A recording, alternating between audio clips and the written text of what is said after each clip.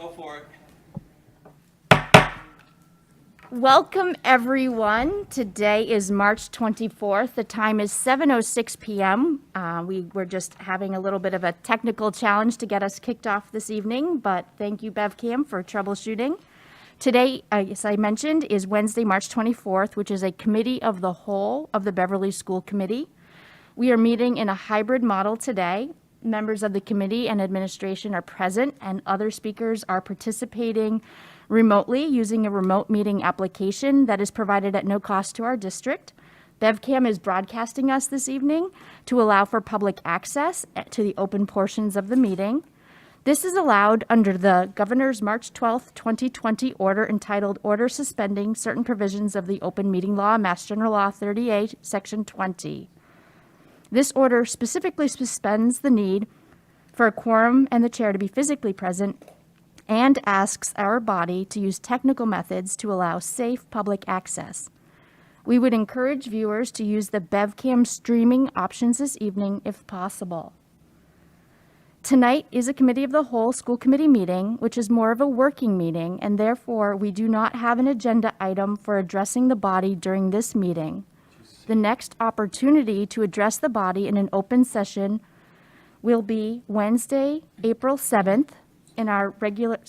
Wednesday, April 14th, apologies, in our regular school committee meeting. You may send requests in advance to citizenconcerns@beverlyschools.org to receive a link to that meeting. Remarks to the body should be 3 minutes or less. As I mentioned, joining us tonight are all the members of the school committee and various members of the district administration and leadership teams. I will conduct a full roll call attendance in a moment for the record, since this meeting application sometimes does not display all participant names. Please remember that any audio or video that you supply on this platform will become part of this meeting record, and as such, you should use your mute functionality to prevent background noises. The chair will call on you when you are being recognized. Members, I would now like to conduct a roll call confirmation that you are all able to hear and see me and that you are present. Mayor Cahill. Yes.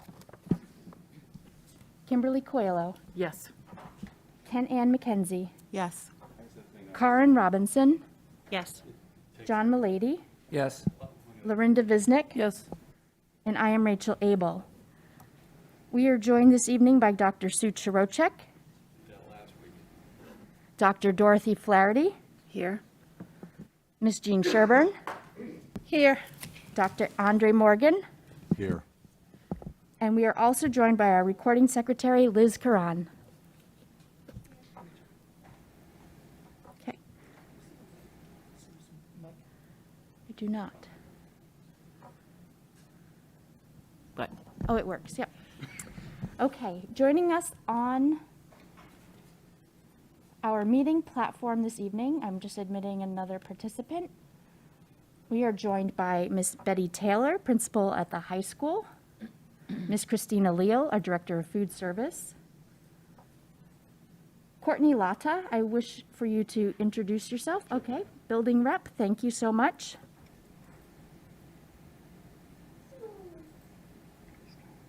I'm sorry, I'm just still trying to admit some members. We have, some members are presenting this evening and they are on the platform as well as in person. So skipping down, we have Miss Erin Sweeney, the principal at Cove. Yes. Thank you. Miss Julie Smith, the principal at Centerville. Here. We have Miss June Casey's, our nurse leader. Here. Mr. Mark Thomas, assistant principal at the high school. Here. Okay. And I apologize, these get out of order as I call on you. And Miss Megan Hart, the principal at Ayers Elementary. Here. Thank you. Thank you. Okay, I believe those are our participants at the moment. I will keep watching to see if we have any more participants join throughout the evening. Now that we've done that roll call of attendance for our records, I wanted to say that we have all members present, so we do not need to utilize a roll call vote this evening, and we only anticipate a couple of action items with a vote. Our first order of business would be the Pledge of Allegiance, and I think it's Ms. Coelho's turn to lead us, please.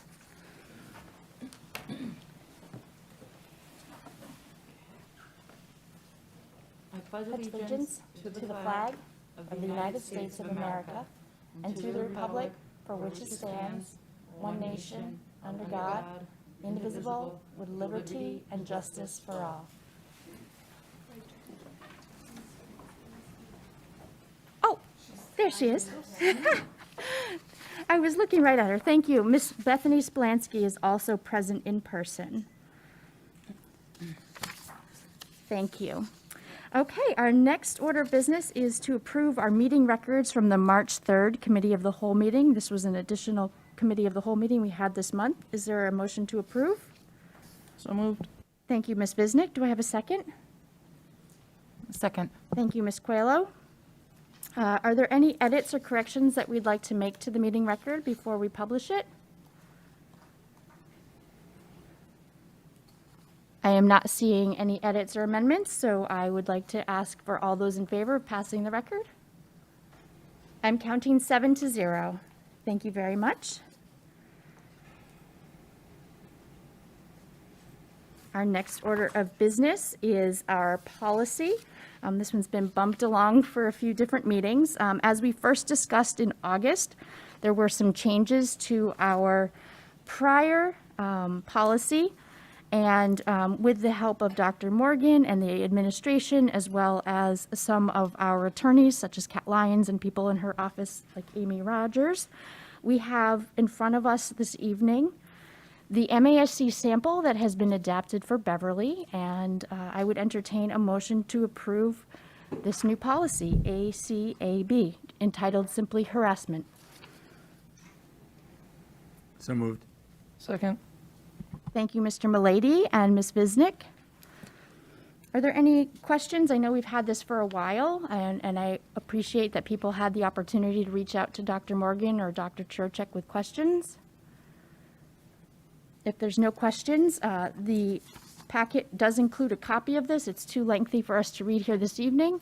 I think we're ready for a vote. All those in favor of adopting the policy ACAB on harassment? I am counting 7-0. Thank you very much. Okay, and the next item is updates from the chair. I just have a few this evening. We have a vacation week in April, so I wanted to remind folks that our curriculum instruction and student life will be on April 7th. Our regular school committee meeting will be on the 14th, and then our FNF and Committee of the Whole back up to each other on the 28th. If there's any topics that members wish to have on the agenda, I would aim to have them presented for our meeting on the 14th, which means by about the 7th or 8th, please have those topics. Ms. Visnick has made a request already, and we're starting to shape up that agenda for the 14th. As a reminder, our May meeting includes a public hearing on our budget. So May 12th, we will start at 6:30 for our public hearing on our school budget. So I imagine that our Committee of the Whole on April 28th will be chock-a-block full, making sure we have our budget presented and out in the public before that public hearing. Also, as a reminder, candidate nomination papers, I understand, will be available on April 5th. That's a call to all the public as well.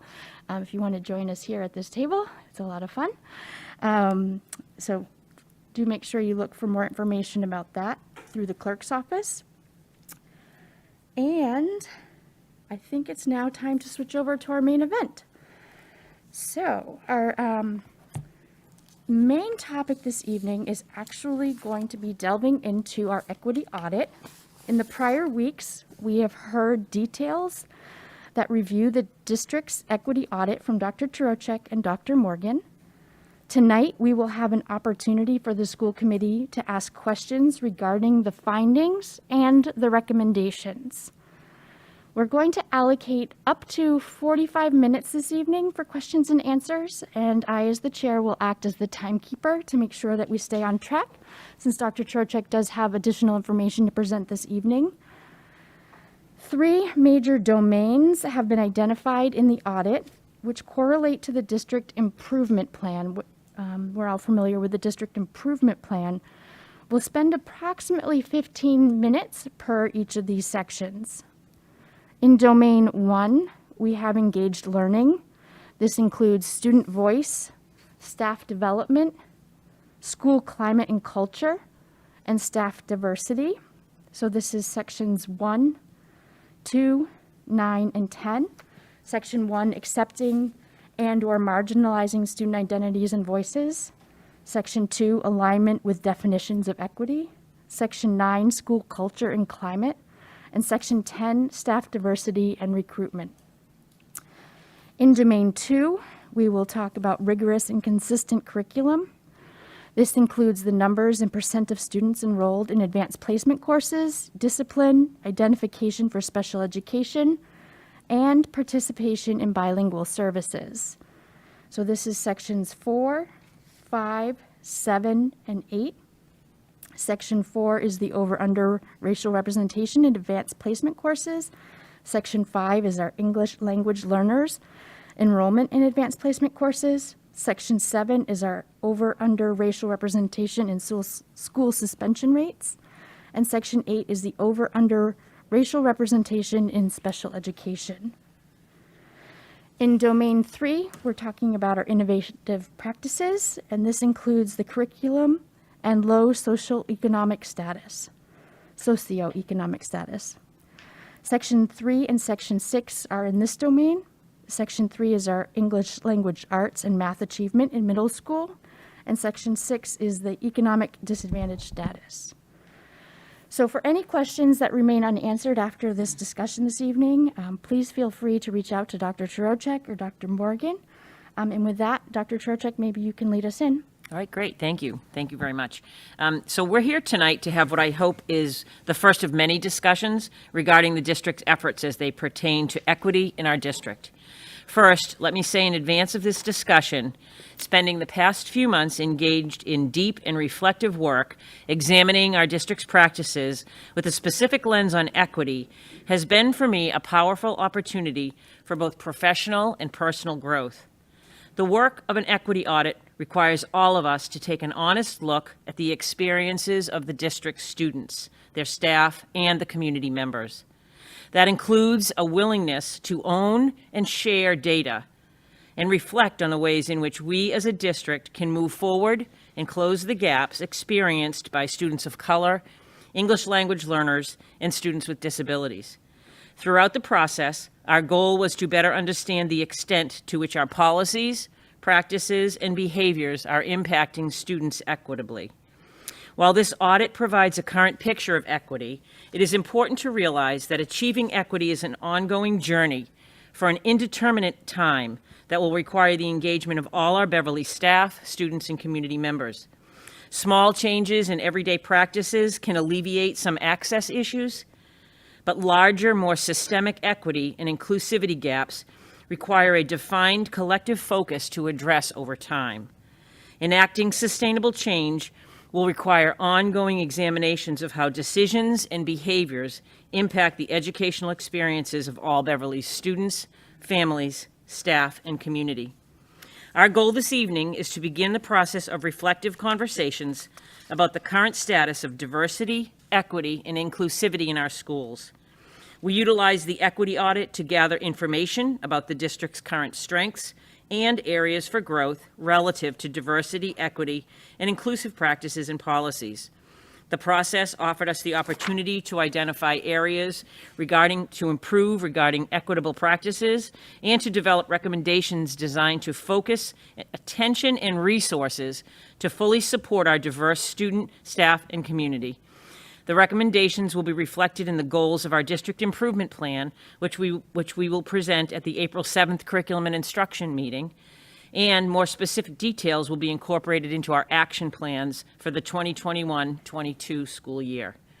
As we have mentioned, we plan to embark on a planning process for strategies for district improvement throughout the 21-22 school year to develop a long-term strategic plan for the future. And the recommendations and findings of this equity audit will prove helpful in those areas. We're happy to answer any questions you may have. A copy of the full narrative of the document and a summary of all of the slides that were presented over the past few meetings are available now on our website. Andre? Thanks, Dr. Torochek. Spending time examining the district's practices, policies, stakeholder voices, and data sets with an equity lens has certainly been a great onboarding experience for me as I was getting acclimated to my role. The equity audit, and this one in particular, is helping us to address some very pivotal questions. What supports do students need at each intersection? How well is the district providing these supports? Which students are disengaged? Where can the district improve? And the design of this audit was really to confirm equity concerns and bring new ones to light. Achieving educational equity, quite honestly, begins by initiating some uncomfortable conversations about relevant data, the good, the bad, and even the ugly.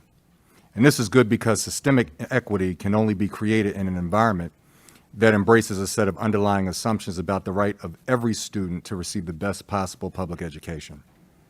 This equity audit provided us with a clear indicator, and actually several indicators, of how well the district is meeting the needs of its students in the areas that may need more attention. As Mrs. Abel mentioned, 3 major domains have been identified for the equity audit, all of which correlate to our district improvement plan. And if we can go to the next slide. Domain 1 correlates to engaged learning, and this includes these areas from the equity audit: student voice, staff development, school climate and culture, and staff diversity. Again, this correlates to sections number 1, section number 1, accepting and marginalizing student identities and voices; section number 2, alignment with the definition of equity; section 9, school culture and climate; section 10, staff diversity and recruitment. What questions may we answer in domain number 1?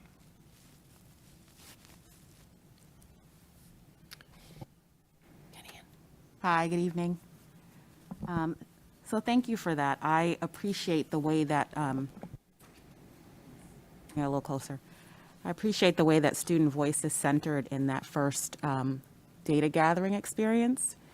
And I'm wondering, just because studies tell us and anecdotal information tells us that we do have adults who are educators who have unconscious biases that impact how they treat students and make it difficult for them to sometimes even realize that they're engaging in behavior that makes it difficult to be equitable in the classroom.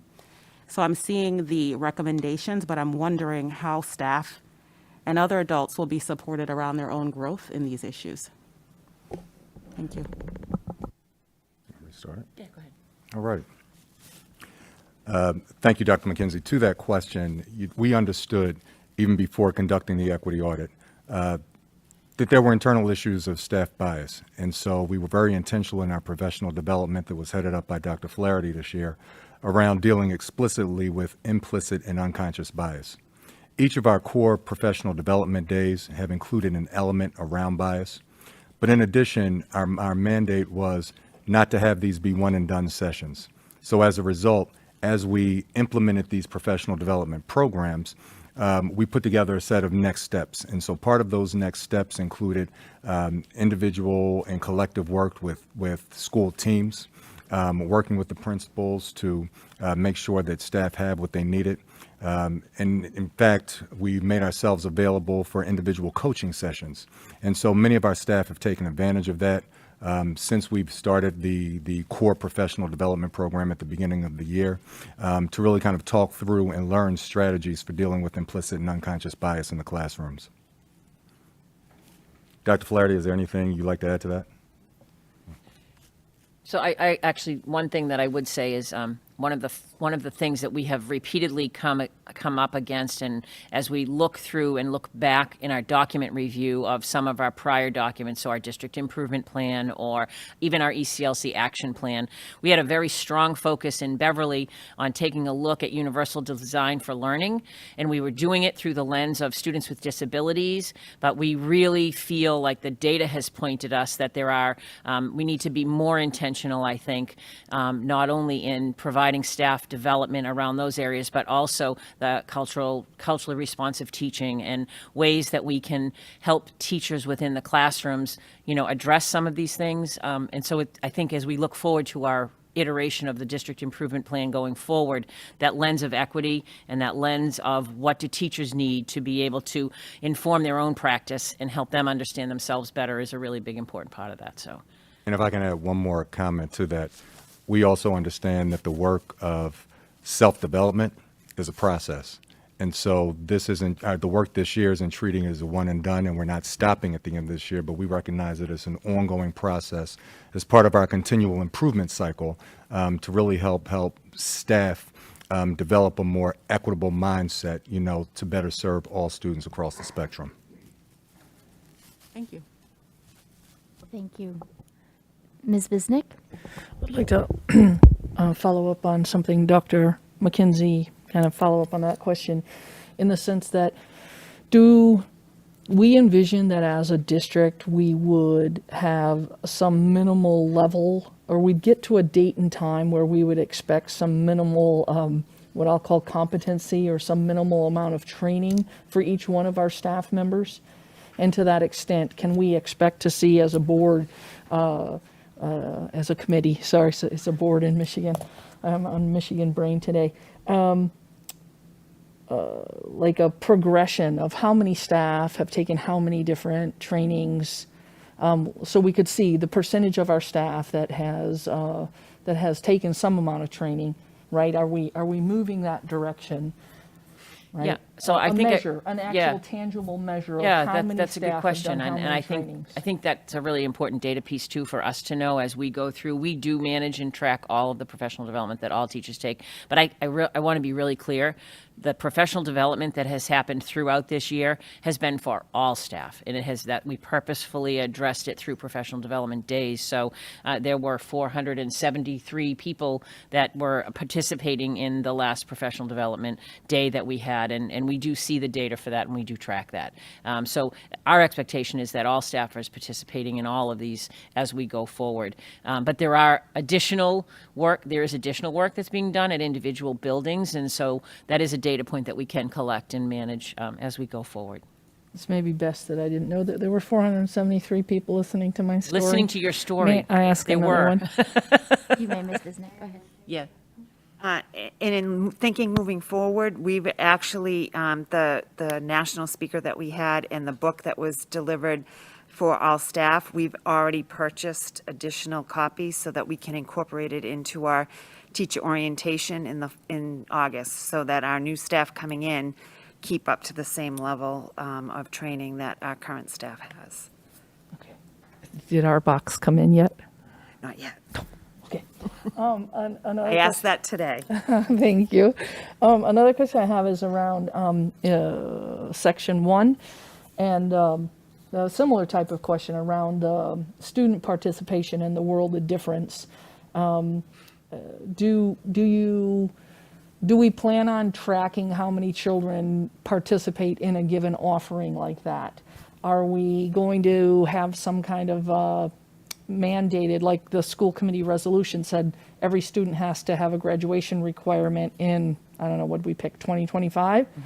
Right, so I guess all of my questions tonight, here's spoiler alert, are around measurements and tangible SMART goals. I love this report. I love the work. I think you know that. I've been here for a while. But I feel like there aren't very many real tangible, what I would call a SMART goal that's, Yep. time-based, measurable, actionable. So I'll jump in first because we actually had this exact same conversation this afternoon. What we're presenting on Wednesday, the 7th, is the district improvement plan for the year, So we would have been up for our strategic planning to be looking at our district improvement plan for the next 3 years over the course of this year. Given the pandemic and everything that we have been experiencing, we actually opted to do a 1-year plan for the coming year, and within that plan, incorporate the strategic planning to go forward. But part of that is to create action plans for each goal, and each action plan has benchmarks, and it has signs of early evidence of accomplishments, like at a mid-year, and it has an end-of-year benchmark. So we are planning on having all of this recommendations and findings incorporated into that 1-year plan, but even more importantly into the future planning, and they will be aligned with outcomes and benchmarks, because that's the process that we'll be engaging in. Okay, thank you. Dr. McKenzie has a question. Sure. Sorry, just a quick follow-up to that. I definitely appreciate that sometimes things are intangible, and we can use qualitative information. I'm wondering, though, will there be more focus groups, or will there be something that, sort of mirrors this every year to see how it's going, even if we can't measure some of those things? But are there ways that we'll get feedback from students ongoing? So a very big part of the strategic planning process that we will be engaged in throughout the year next year will incorporate focus groups. We did that 4 years ago. The plan is that we'll be entering into that either planning for success process or some other protocol that we'll use. It will incorporate surveys and focus groups and input from the community. And the findings that we have here will lead us to some of the work that we'll be doing over the course of that year. So I don't know if you wanted to add to that. Got it. Okay. Thank you.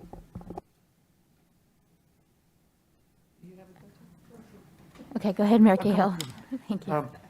Just in the same vein, looking to the recommendations under number 2. The teachers, administrators, and other staff at all levels in professional development, that I just want to make sure it makes sense that it includes stipended positions as well. You get a number of advisors and coaches who are not educators in the district, so would they be included in that kind of professional development? That's a great question. I mean, our professional development is available and offered to all. I think that's a really interesting point to think about specifically. I mean, so yes, it would include our bus drivers and our cafeteria workers and all of the employees that are regularly employed by us. But I think in thinking about coaches and people who come seasonally or things like that, that's a great reminder for us to keep in mind and make sure that that incorporates all of that. Well, if I could follow up, then I'd recommend strongly, particularly, not entirely, but certainly those coaches and advisors who are not already educators and aren't already getting that kind of training elsewhere, because there's such an impact they have with the students they work with. Yeah. Thanks. I will say, and Dr. Morgan can speak more to this, he actually already does do work with some of our partners, so some work with the YMCA, the after-school providers that we have. I don't know if you want to elaborate on that anymore, but. Yeah, and in fact, our recent training with the staff, our younger, our educators in training, if you will, with the YMCA, recently underwent very similar anti-racism training that we offer for our district staff. They reached out yesterday, as a matter of fact, to ask if we might continue that partnership, and we've agreed to do so. Sure, Ms. Visnick. Thank you. I have a question about, in section 1, you referenced Project 351. And so, as you know, only one incredible 8th grader gets picked per year.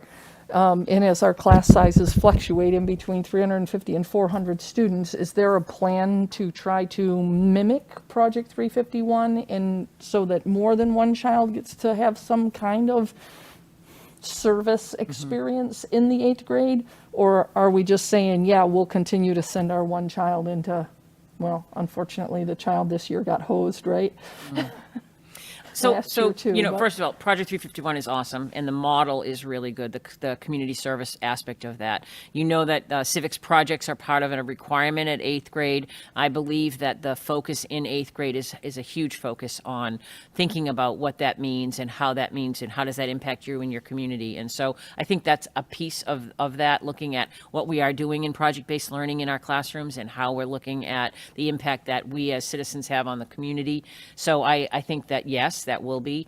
The Project 351 also gives us a connection to some other opportunities for deepening some of the work that we do with students. And so I think that was where we kind of were referencing that particular idea. Project 351 has obviously an equity focus. It's not the only focus, but it is a great model for how we can elevate student voices and how we can encourage students to participate. So that is the general thinking, hopefully.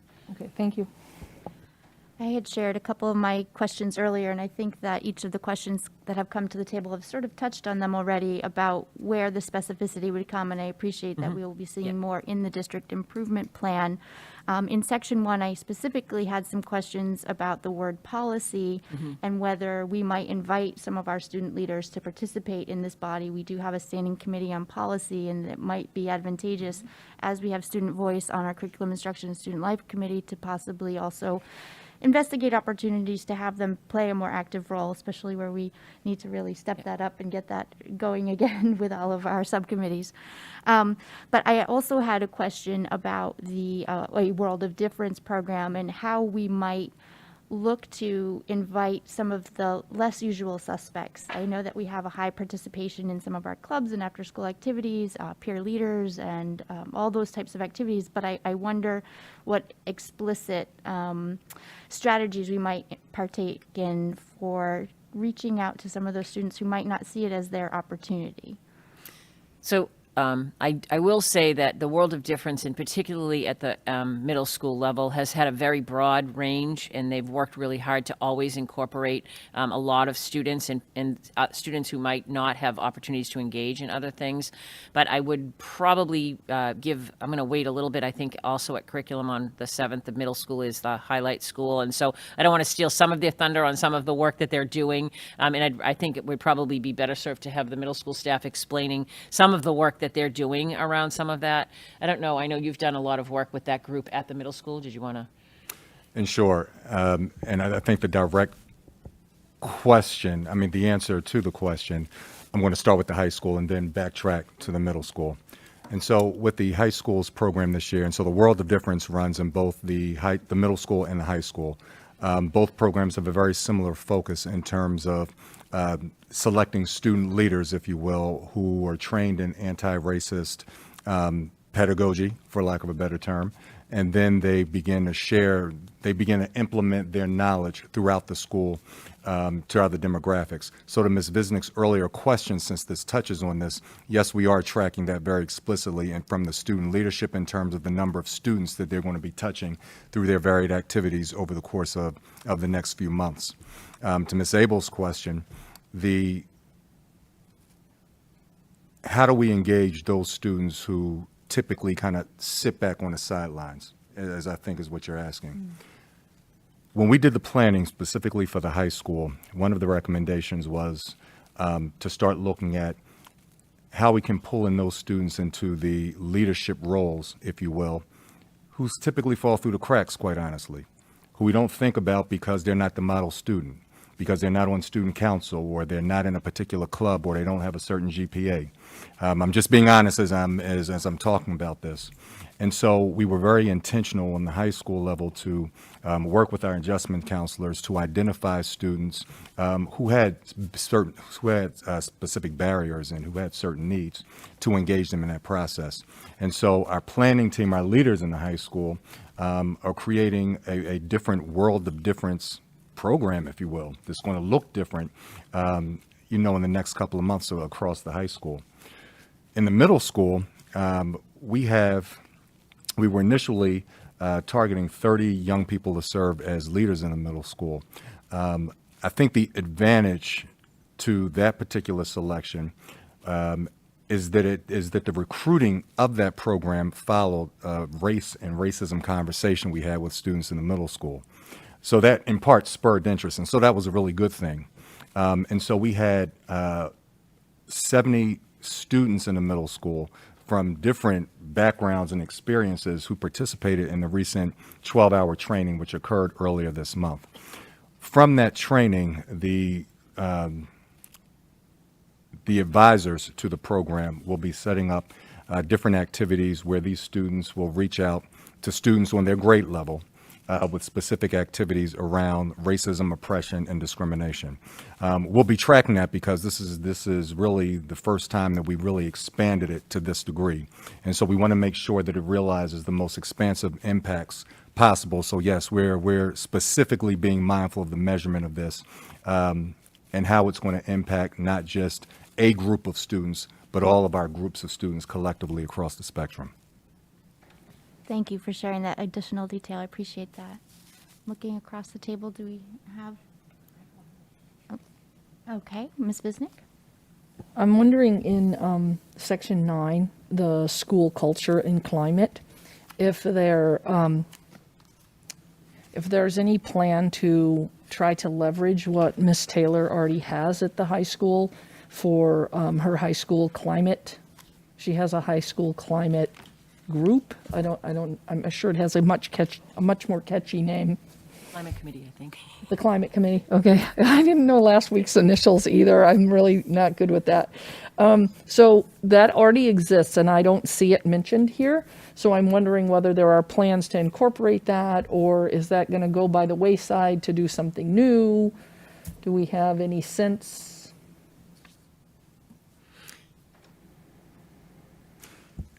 So I'll jump in with this question. The Climate Committee is actually a new committee. And so one of the things we want to do is to help that particular student committee get its wings. But certainly the intention is that this committee will be instrumental in helping to do some of the things that we've outlined in the recommendations. In addition to like really helping to kind of stabilize the committee, for lack of a better term, we also want to help the committee increase its membership and really help the committee to develop a clear vision that will clearly align with what we've outlined.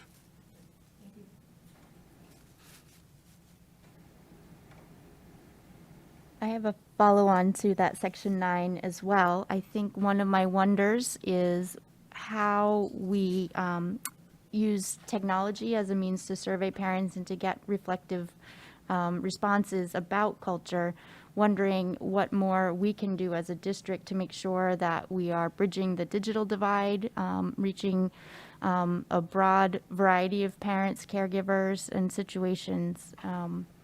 I expect that might be something in a district improvement plan in upcoming meetings, but I just wanted to state, that is one of my wonders. I'm happy that we've had success in reaching out and getting some survey answers, but I do wonder what more we can do as a district to make sure that we're getting voice from all different aspects of our community. We actually spent some time this afternoon talking about that.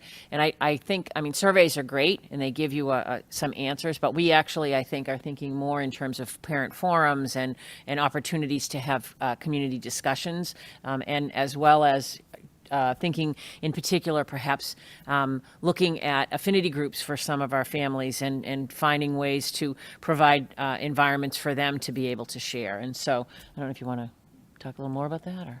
Yeah, and so, the goal really is impact. And I think that that's our collective word as we're talking about the equity audit. Certainly we want to get the perspective of families and students, but we also don't want it to stop there. We want it to get into the next steps. How do we inform the results that we get from these, and how do we begin to bring some of these ideas to life? And so we recognize that an enhancement is going to be with the parent forums, with affinity groups for families of color, for example, and other measures that will give us a continual checkpoint on continuous improvements and on reaching families that may not otherwise participate. And we want to hear all of those voices collectively because that helps to inform the best experience for all of our students. Sure, Ms. Bisnick? I wish to pile on to that. Do you envision maybe doing, instead of a forum that would be perhaps based here, like in social worker terms, meeting your clients where they are, like going out, if it were a teacher, I would say doing home visits, right? Because the barriers exist, we might not ever get any given family into a forum, even despite our best efforts. So so it's a two-part question. One is, are we tracking who we get a hold of? And then are we making explicit plans for how to try to reach out, how to have a outreach to the families we're not hearing from? Yes to both. Yep. And so we understand that what's important is the reach. And again, talking about impact, we know that we can't have impact just holding a meeting and expecting people to show up. We recognize that the reality of that is pretty slim because many families aren't sitting around waiting for this invitation. But it does mean that we have to put forth some additional work. And yes, as challenging as some of that work might be, we do need to put some legwork into it, if you will, and we need to go out. And this is particularly with our families who don't speak English as a primary language. And so that's one of the areas of the audit that has made us a little more aware in terms of how do we reimagine what that communication link looks like? How do we reimagine how we reach families that we may not necessarily have been successful reaching in prior years?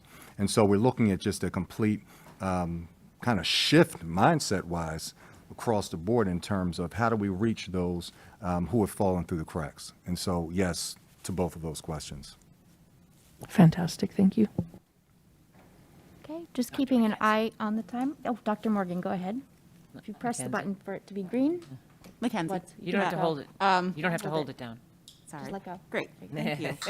I just have a point of process to ask about, because I don't know if we're going in the order of the items or if we're moving around on I thought we were going like 1 and then 9 or whatever the order is. But I had a question about number 2, so should I wait until we?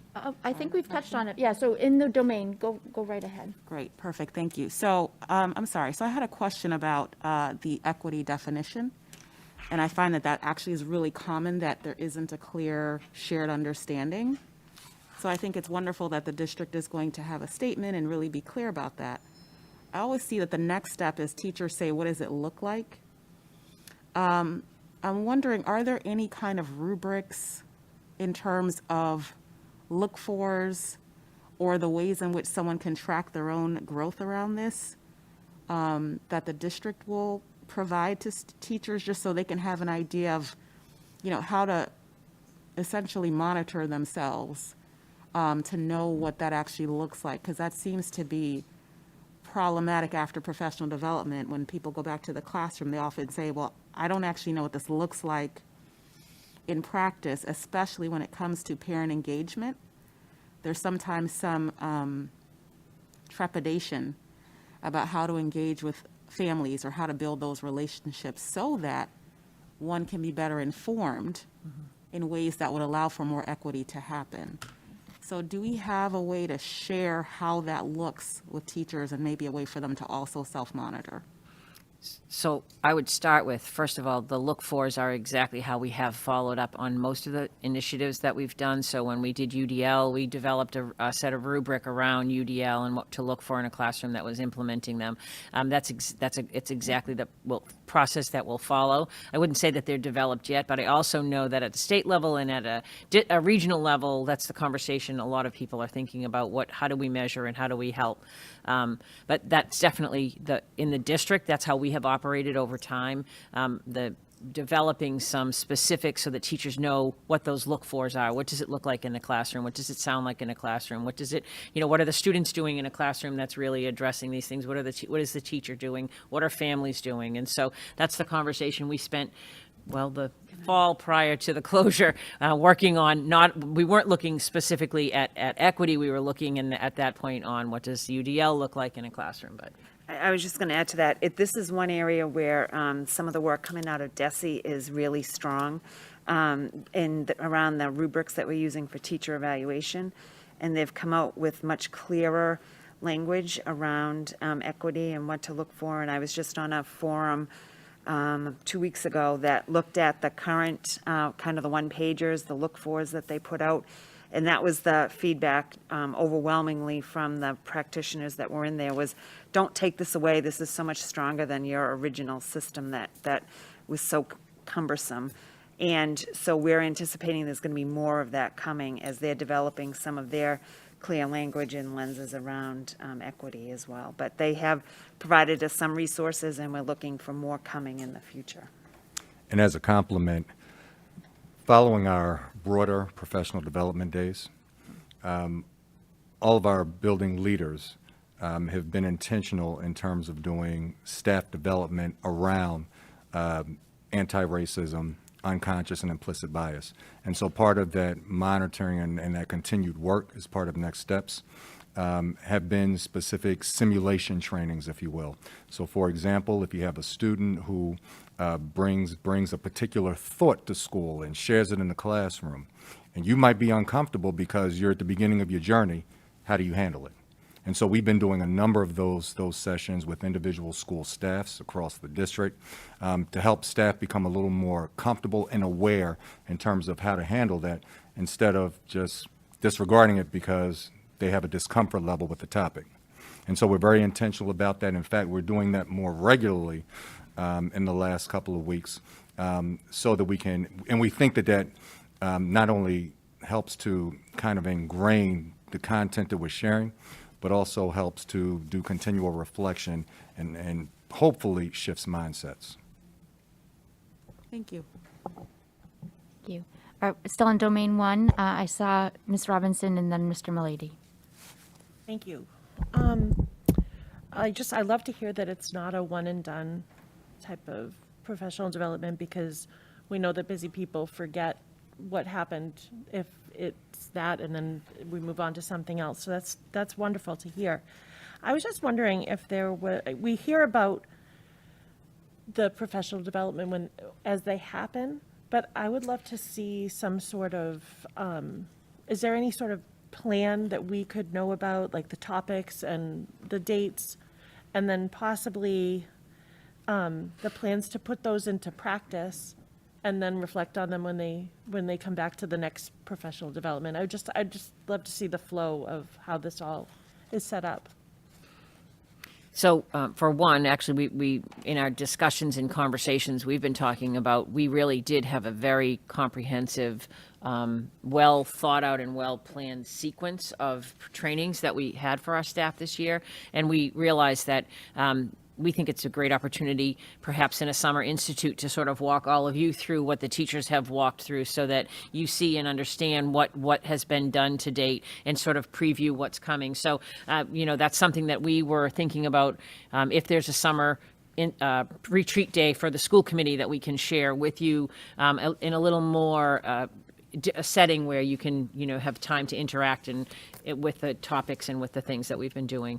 And I will say, and I've not had we've never had a year where our professional development has been so well thought out, well planned. Dr. Flaherty, Judy Miller, Dr. Morgan, the plan that they've articulated together is meaningful. The feedback that we get from staff, the understanding that I don't know that there's a district around that has people who are as ready for this work. So our teachers not only are pleased with what we're delivering, but they understand that they're in a place where they're kind of beginning a journey, and that's the feedback that we're getting. That they're yearning for more, and so I think it's been a really positive opportunity. And we do plan to share, at least with you, if there is a summer retreat day, sort of a condensed version of what they all managed to get over the course of the year.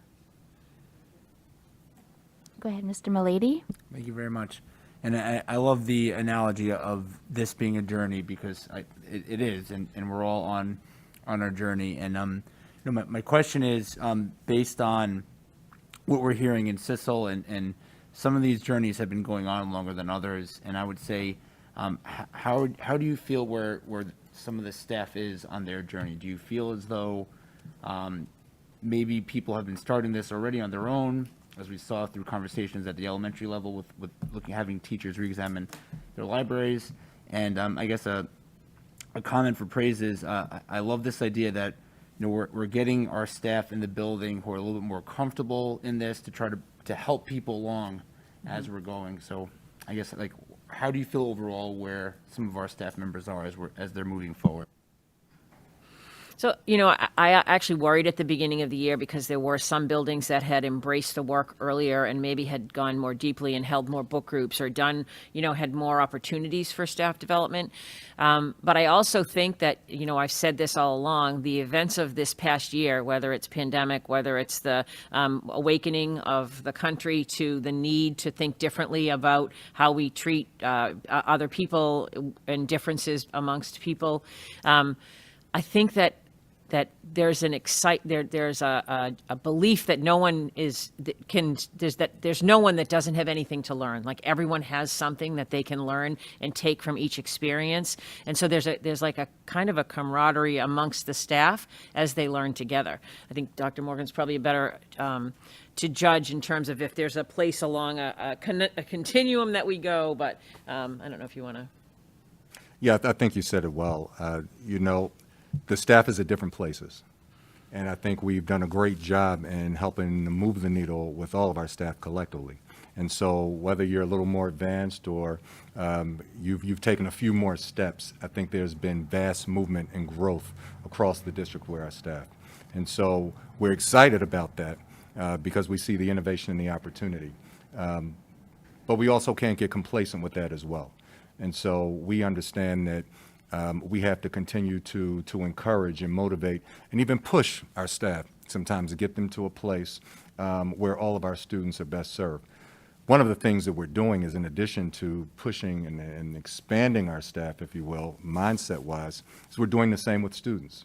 And so it really is about adults and students collectively if we're talking about closing achievement gaps and really giving everybody what they need to be successful. Thank you. Okay, just keeping an eye on the time, maybe we should move to domain 2. And if people do have additional questions, Dr. Morgan, Dr. Churchak will entertain any questions after. We can take those offline. And so domain 2 is rigorous and consistent curriculum. That's one of the areas, core areas in our district strategic plan. This includes from our equity audit, the number and percent of students enrolled in advanced placement courses, discipline, identification for special education, and participation in bilingual services. Domain 2 includes Section 4, over and under racial representation in advanced placement courses, Section 5, English language learner enrollment in advanced placement courses, Section 7, over under racial representation in school suspension rates, and Section 8, over under racial representation in special education. What questions may we answer in Domain 2?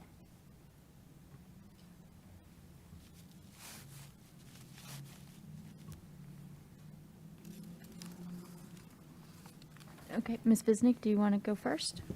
Oh, I will go first. I am uncomfortable asking this question, but my question is around student discipline.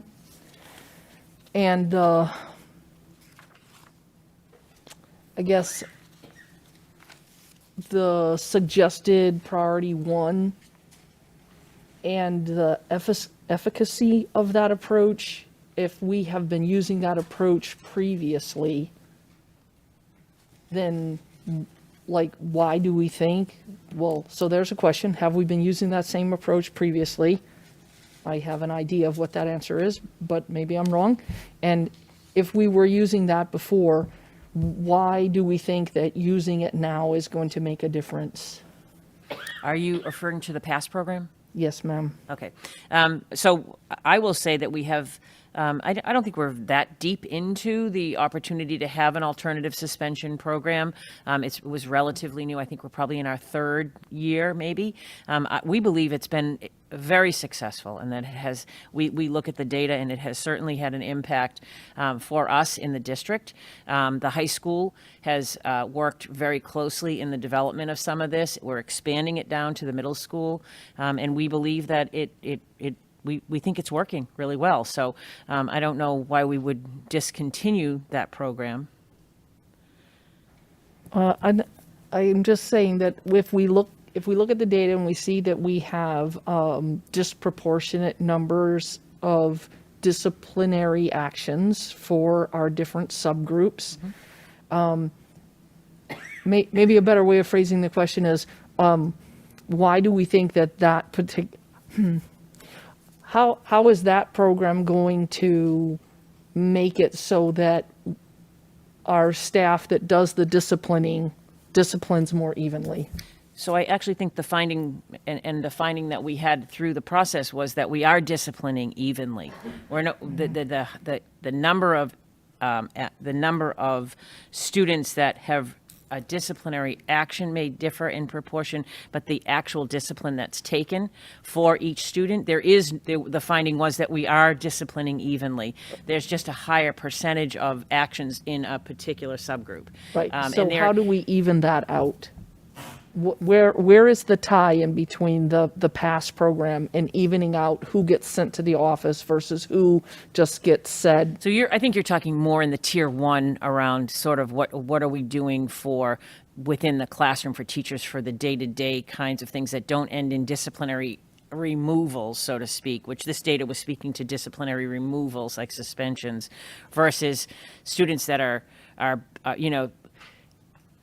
trying to just clarify. That are disciplined. Yeah, I think so. Okay. So there's a couple challenges, right? So students that are disciplined, we do believe we took a look. We reviewed suspensions. We reviewed the incidents that they were suspended for. We looked at the actions as they were applied for particular misbehaviors or whatever, and those come out that there's really we do not discipline differently among subgroups, right? A subgroup gets treated the same as others. The number of violations is higher in a particular subgroup, and there's work to be done, but there's also many reasons why that may be. There's a lot of there's a need to kind of, I think what you're leaning toward is to take a look at what are we doing in terms of our tier one supports to proactively prevent those disciplines, those violations from occurring. Maybe, right? So yeah, I think that's valid. I think I think goes into some of the work that we're looking at in terms of professional development around some of our culturally responsive practices within the classroom, in awareness of any anti-bias. That's where some of that may be seen. I'm doing good, he says, and I can keep going. Don't you love it when he just goes like this? But we've had a lot of conversations and discussions around that. We've looked at different kinds of professional development, restorative justice measures, some of those things, and they're all really important. Again, I think one of the challenges that we have in an equity audit right now is that we didn't come out with a list of here are the 27 things that we're going to do in the next 30 days that are going to be able to completely eradicate any of the issues that we have. A lot of the issues and a lot of the things that we uncovered require a longer period of time and a longer term planning solution, right? So I think the PASS program really is a good opportunity. It eliminates suspensions for a great number of students. It allows the opportunity to connect them with outside wraparound services. The reason that students are referred to the PASS program are typically somewhat around vaping, the kinds of things that, education can help too. And so connecting them with services outside of the school and some of those things are really important. So I don't know if that. Thank you. Yep. Mr. Milady. I think I'm going to defer to Dr. McKenzie. Sorry, I was pointing to you. I felt like I'd already had two questions in there. Thank you for this. I wanted to ask a question specifically around students with IEPs. Sometimes I'm concerned that if a student's IEP is not really well understood, some of their inability to be self-regulating could be perceived as misbehaving. I'm wondering what we can do to help with that particular, it's difficult, right? You have general education teachers who may or may not have read the IEP. But I think a classic example would be students who struggle with executive functioning. And just to be less jargony, right? Let's say this child really is disorganized. They can't get from A to B on time, but it's because every time they transition, they get dysregulated. They can't really have a good sense of time. They show up late. Someone makes a comment about their lateness, and then it spirals from there. What do we have in place to not necessarily excuse that behavior, but to help others to really appreciate how those behaviors can appear as misbehavior when it's really that there's a need to help that student self-regulate better? because of a specific issue that they have that maybe only certain specialists in the building may know about? I think, first of all, that's a great question, but one of the things that you asked the question, what do we have in place? Well, one of the ideas of the equity audit was to determine what don't we have in place and what might we need to think about and what might we need to add. And so some of the findings and some of the recommendations are that we can look more deeply and try to understand those better. We have, however, at the high school, well, we began it at the elementary, we scaffolded it up through the middle and the high school, a co-teaching model, because one of the areas that we found was twofold. That students that were struggling with different kinds of regulation, different things in the classroom, were the core teachers were struggling because they didn't have that pedagogical understanding of special education and special education needs. And sometimes the answer was to put them in a self-contained program. So then they would go to a self-contained classroom with a special ed teacher who did understand that but didn't know the math. And so we really have taken a lot of time over the last 2 or 3 years to look at our model of co-teaching so that we're providing services, and we have a team of teachers working within a classroom, one that has special understanding of how to address executive functions and those kinds of skills, and one who has that content knowledge. So that's a step that we had taken as we moved into some of this. That doesn't mean that we have all the answers right now or that we've got everything in place. We understand that, the purpose of this was to sort of begin to find those areas that we needed to do some improvement on. And so, Thank you. That co-teaching model I know has been helpful in a lot of districts. yeah, thank you. Dot wanted to. I just want to add one thing. One of the benefits, through COVID and the pandemic, we tried to find the silver linings as well as the hurdles. And one of the silver linings that we had last spring was that we had all of our teachers remotely, and we could access them for professional development all at the same time. And we actually did a district-wide mandatory training on UDL and went through some of the core pieces, especially around like executive functioning, attention deficit disorder, and ways to help students in the classroom. And it was mandatory for all staff, and we tracked that, and if they didn't complete it, we followed them through so that it was done before school started in September. We also paid to have that videotaped so that we can keep staff up to date as they become new in the district. Well, and that reminds me too, we also have consultation services with Lisa Diker, who is one of She's the one that did the She did training. the training, and so she comes in and meets with teams of teachers and does casework with them. And so I feel like, I actually feel like within the area of students with learning differences, we've done a lot of work. And I think I alluded earlier, I think the thing that we missed was that we did a lot of work on that without the lens of racial equity or looking at ethnicity, or are we overrepresented, or how are we working.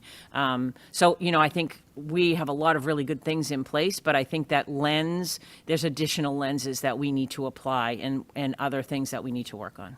And I think one layer that we took that with Ms. Belansky is we always have training that is specific just for paras one day. And we made sure that that was one of the topics that they received training in, because sometimes if you have a para that doesn't understand some of the things, that can set as a trigger off for the student, and then that can destroy their day. Thank you. That's a good point. Want to offer an opportunity? Mr. Milady. Thank you very much. So I have two questions, and they're kind of on two ends of this domain spectrum. One question is, can you, and I think this was in the report, but could you, in the report, did you come across the number of languages that are spoken at home in the city? I think that would be interesting for us as a body and for people who are at home. And then my other question is regarding to our pre-K program at McEwen. Are we seeing any signs of the benefits of early intervention, basically, for some of these students? Thank you. So I don't know the number of languages. If Caitlin Velez were here, she'd tell us off the top of her head. I know that we do have a number, and we do know that We just did surveys, we sent them out, and this may not be for each individual, but I know the ones that have a large number, we do Portuguese, Spanish, Albanian, Arabic, Arabic. Portuguese. Sorry about that. Portuguese, Spanish, Albanian, Arabic, and there was one other. And I can't think of it off But the I top think, of my I think head. it's probably in like the teens, 16, 17 different languages, but I think that we know we I have think it is 4 or 5 that are Chinese. pretty predominant. But in Beverly, particularly when we look at our predominant languages, it's Spanish and Portuguese. Those are the 2 that we have the highest percentage of students. And as far as preschool, 100%, we all know that early intervention, the earlier we can provide services to students that are on IEPs. We do have child find services that we have out. We screen within the community. We send out notices about screenings in multiple languages through, to a number of different places. But the 100%, the sooner and the earlier that we can intervene for our students, the better. We have had, I think, a slight uptick in ELL students that have joined our preschool. So we've worked really hard at that. That's one of the getting out into the community and making sure with translating our flyers and getting the word out that we have screenings available. It's been a really helpful piece. So. And that was a big step forward this year. This has been one of my passions, and also Bethany's, is that we did get translations done for all the registration forms and flyers this year, so they were done in multiple languages. Thanks. I saw Ms. Robinson. Thank you. So what are some of the ideas to get more of our BIPOC population, L population, into AP courses? And I guess the first question is, what's keeping them out in the first place? This is the one area, and I think Dr. Morgan would attest to, this is, I think when we go into an equity audit, we all have we all have that one thing that we're saying, how do we get at this, and how do we uncover and either confirm or provide more information about, because there was always, walking through classes, you can tell that there's a disproportionate number of students in our CP classes versus in our honors and our advanced placement classes. So we have been I worked with Mrs. Taylor earlier as they were beginning the registration process. We have a number of ideas. Again, I'm not going to say they're in place today because we're still working through, but thinking about how do we provide opportunities to mentor students that might be hesitant to enroll in more advanced coursework and shift that mindset that they are destined for high advanced coursework. How do we make sure that we're offering advanced coursework that's relevant and important to students for whatever their pathway through school is? How do we look at dual enrollment opportunities at North Shore Community College and some of those places? In our partnership with Essex Tech, we were able to provide some dual enrollment opportunities through the After Dark program. So looking to expand, how do we do that? Those are the real strategies that we hope to continue to employ. This was the finding, I think, that keeps me awake most at night. I think the idea that you either take CP classes or you take honors and AP classes. It's pretty evident that's a real issue that we have to address, and that's something that has my 100% attention as we move forward. There are some programs that are already out there. You identify, teachers recommend a student that they see that's enrolling in all CPs, and you try to identify a mentor, and then you work with that student. Or we, take one honors course and then just make sure they're successful in that one honors course, right? By providing them the mentorship, and maybe it's time management, maybe it's a space, to kind of have that they can access and do work, so. I just wanted to add, and this is an area that I think we were all passionate about, and we knew was going to come out of this as a finding, because of the work that we were already doing with our ELL program, because we're in an audit this year of that program. One of our goals that has been written into the ELL program and submitted is this particular area. So this is a district goal through our ELL program. And I think it also goes to show how different areas overlap, because this isn't something that is just going to need to become a priority once students reach grade 9.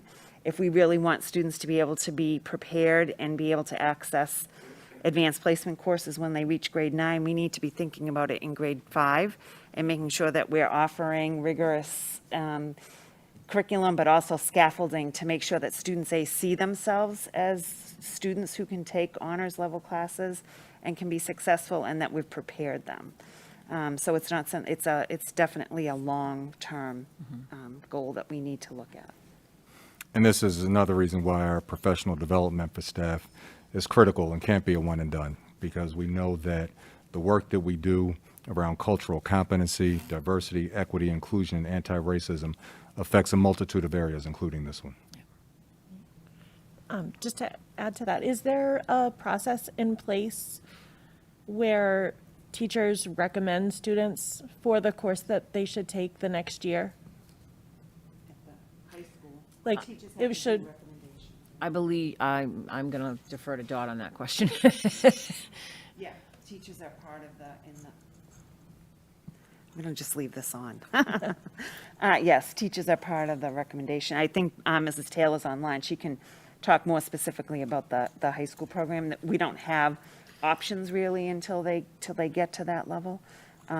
But I think, again, the real important thing is that we're reviewing all of the processes around course selection. I think, looking all the way down in terms of course selection, that's something that we know that we have to take a very close look at. And I do think that a lot of things are in place at the high school that are beneficial. The schedule that we will return to in September with longer blocks and an opportunity to kind of have deeper learning in each one of those subject areas, as well as, it really is it sets students up for success.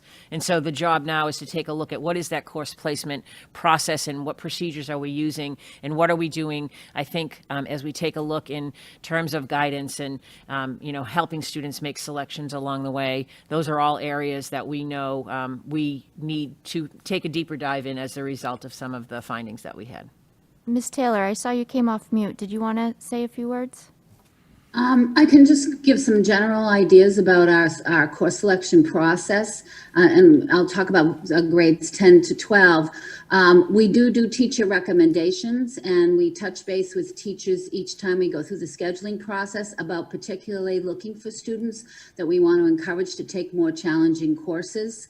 I think one of the things that's happened, and this is quite a few years ago, is we removed a lot of requirements as far as teacher recommendation, and they're just recommendations instead of requirements. We used to have that the teacher had to recommend you to take this course.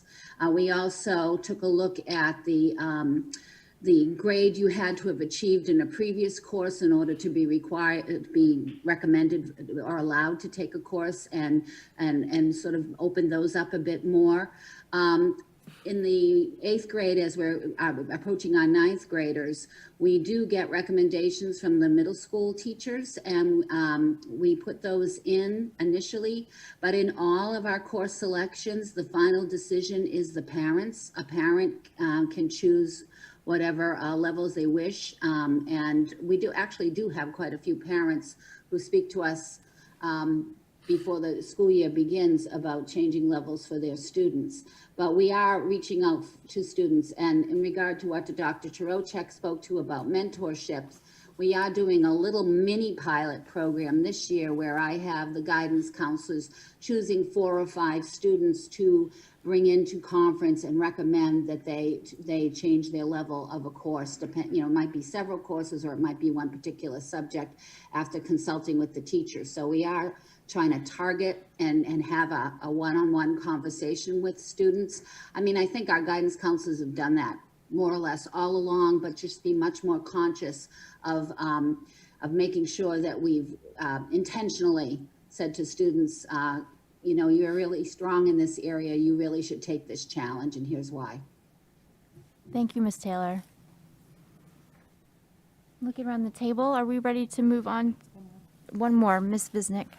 I wonder, Dr. Chirocek, if you can possibly speak to, there's plenty of data to show that even if a child chooses not to take the test at the end of an AP course, or even if they take the test and only score like a 1, still the benefits of having been in that course due to the rigor of that course are very well established. However, if we have students that we encourage to take the class and get those benefits, but they score low.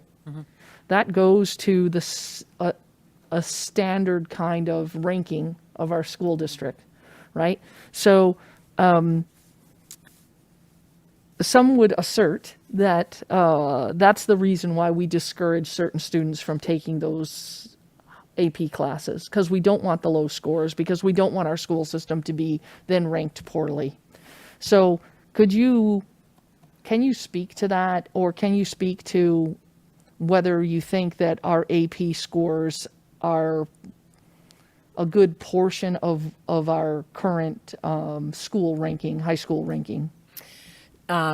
So I think one of the things that I would speak to is that there are two data sets, right? There's a data set maybe of that, but there's also, we actually received commendations 2 years ago from the AP board for having increase the number of low income and student group students that are taking the AP. So I don't believe that we're purposefully keeping kids out of AP.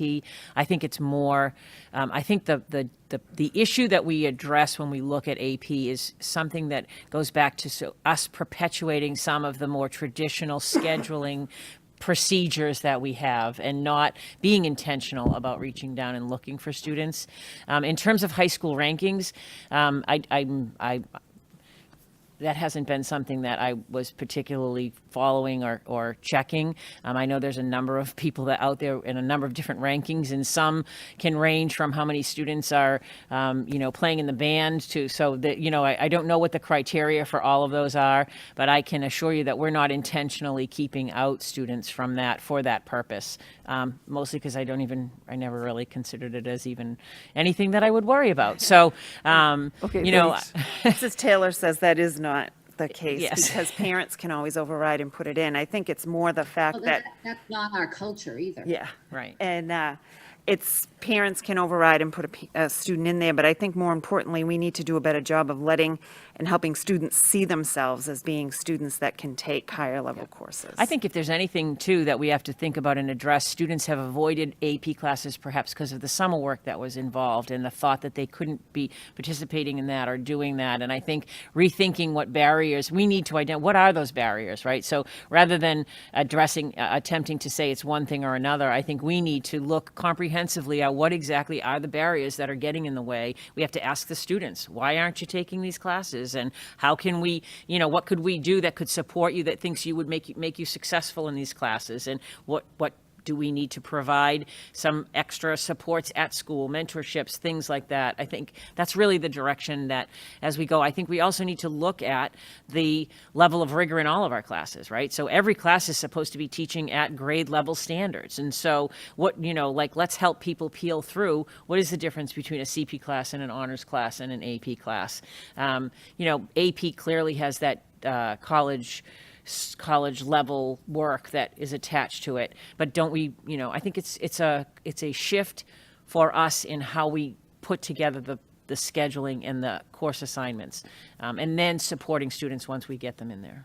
And AP is only one track of higher level courses. There's a whole other cadre of classes that we could be encouraging students to take that are considered higher level courses, but not necessarily AP. And how do we support them once they get in there? It may mean looking at doing after-school tutoring or peer mentoring, or finding ways to let them access help that will coincide with what the teaching is going on within the classroom, because they may have pieces that they're missing along the way. And I think that Mrs. Taylor and the administration at the high school is really thinking in terms of some of these pathways and dual enrollment opportunities, because that's really a great way to expand access. And I through the whole process of the audit, kept changing it from advanced placement to advanced coursework, because it isn't necessarily just the advanced placement classes that we're talking about. It's any advanced coursework and dual enrollment classes that you can take either at Salem State, Endicott, North Shore Community College, all of those that lead you in a direction to understand what your outcomes after school could look like is really that's the real outcome that we're looking for, so. And it's not really an access issue, because students can access any of the classes. We need to do a better job of marketing and making students believe that they can take and be successful in higher, and why it's beneficial to them. Like, they need to see the reason, the real world connection to why should I take this higher level course? What is it going to do for me down the road? Whether I go to college or whether I don't, that college and career readiness has to have equal importance. Ms. Robinson? Thank you. I was just, are we a early college designated district right now? We are not. Are we Not, right looking now, to- they're working and taking a look at a number of different opportunities, whether it's innovative pathways or whether it's early. You can't do both, so, or you know, so I think that the administrative team is looking at a number of different things. Thank you. Dr. Turchek, I appreciate hearing you say the word looking at the barriers. I think I shared with you some of my concerns about some barriers that exist with people not seeing themselves as being able to keep up with the rigors of the coursework due to responsibilities that they have either in their family or in their work or whatever else they have going on. They might not see that. So looking forward to hearing more when we get to that level of detail. I think looking at the time, we do need to move on to our domain 3, if that's all right. Domain 3 correlates to innovative practices in our district improvement plan, and that includes curriculum and low socioeconomic status. The corresponding equity audit sections are section number 3, English language arts and math achievement in the middle school, and section 6, economic disadvantage status. What questions may we answer in domain number 3?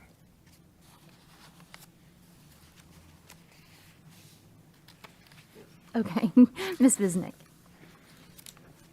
Okay, I guess I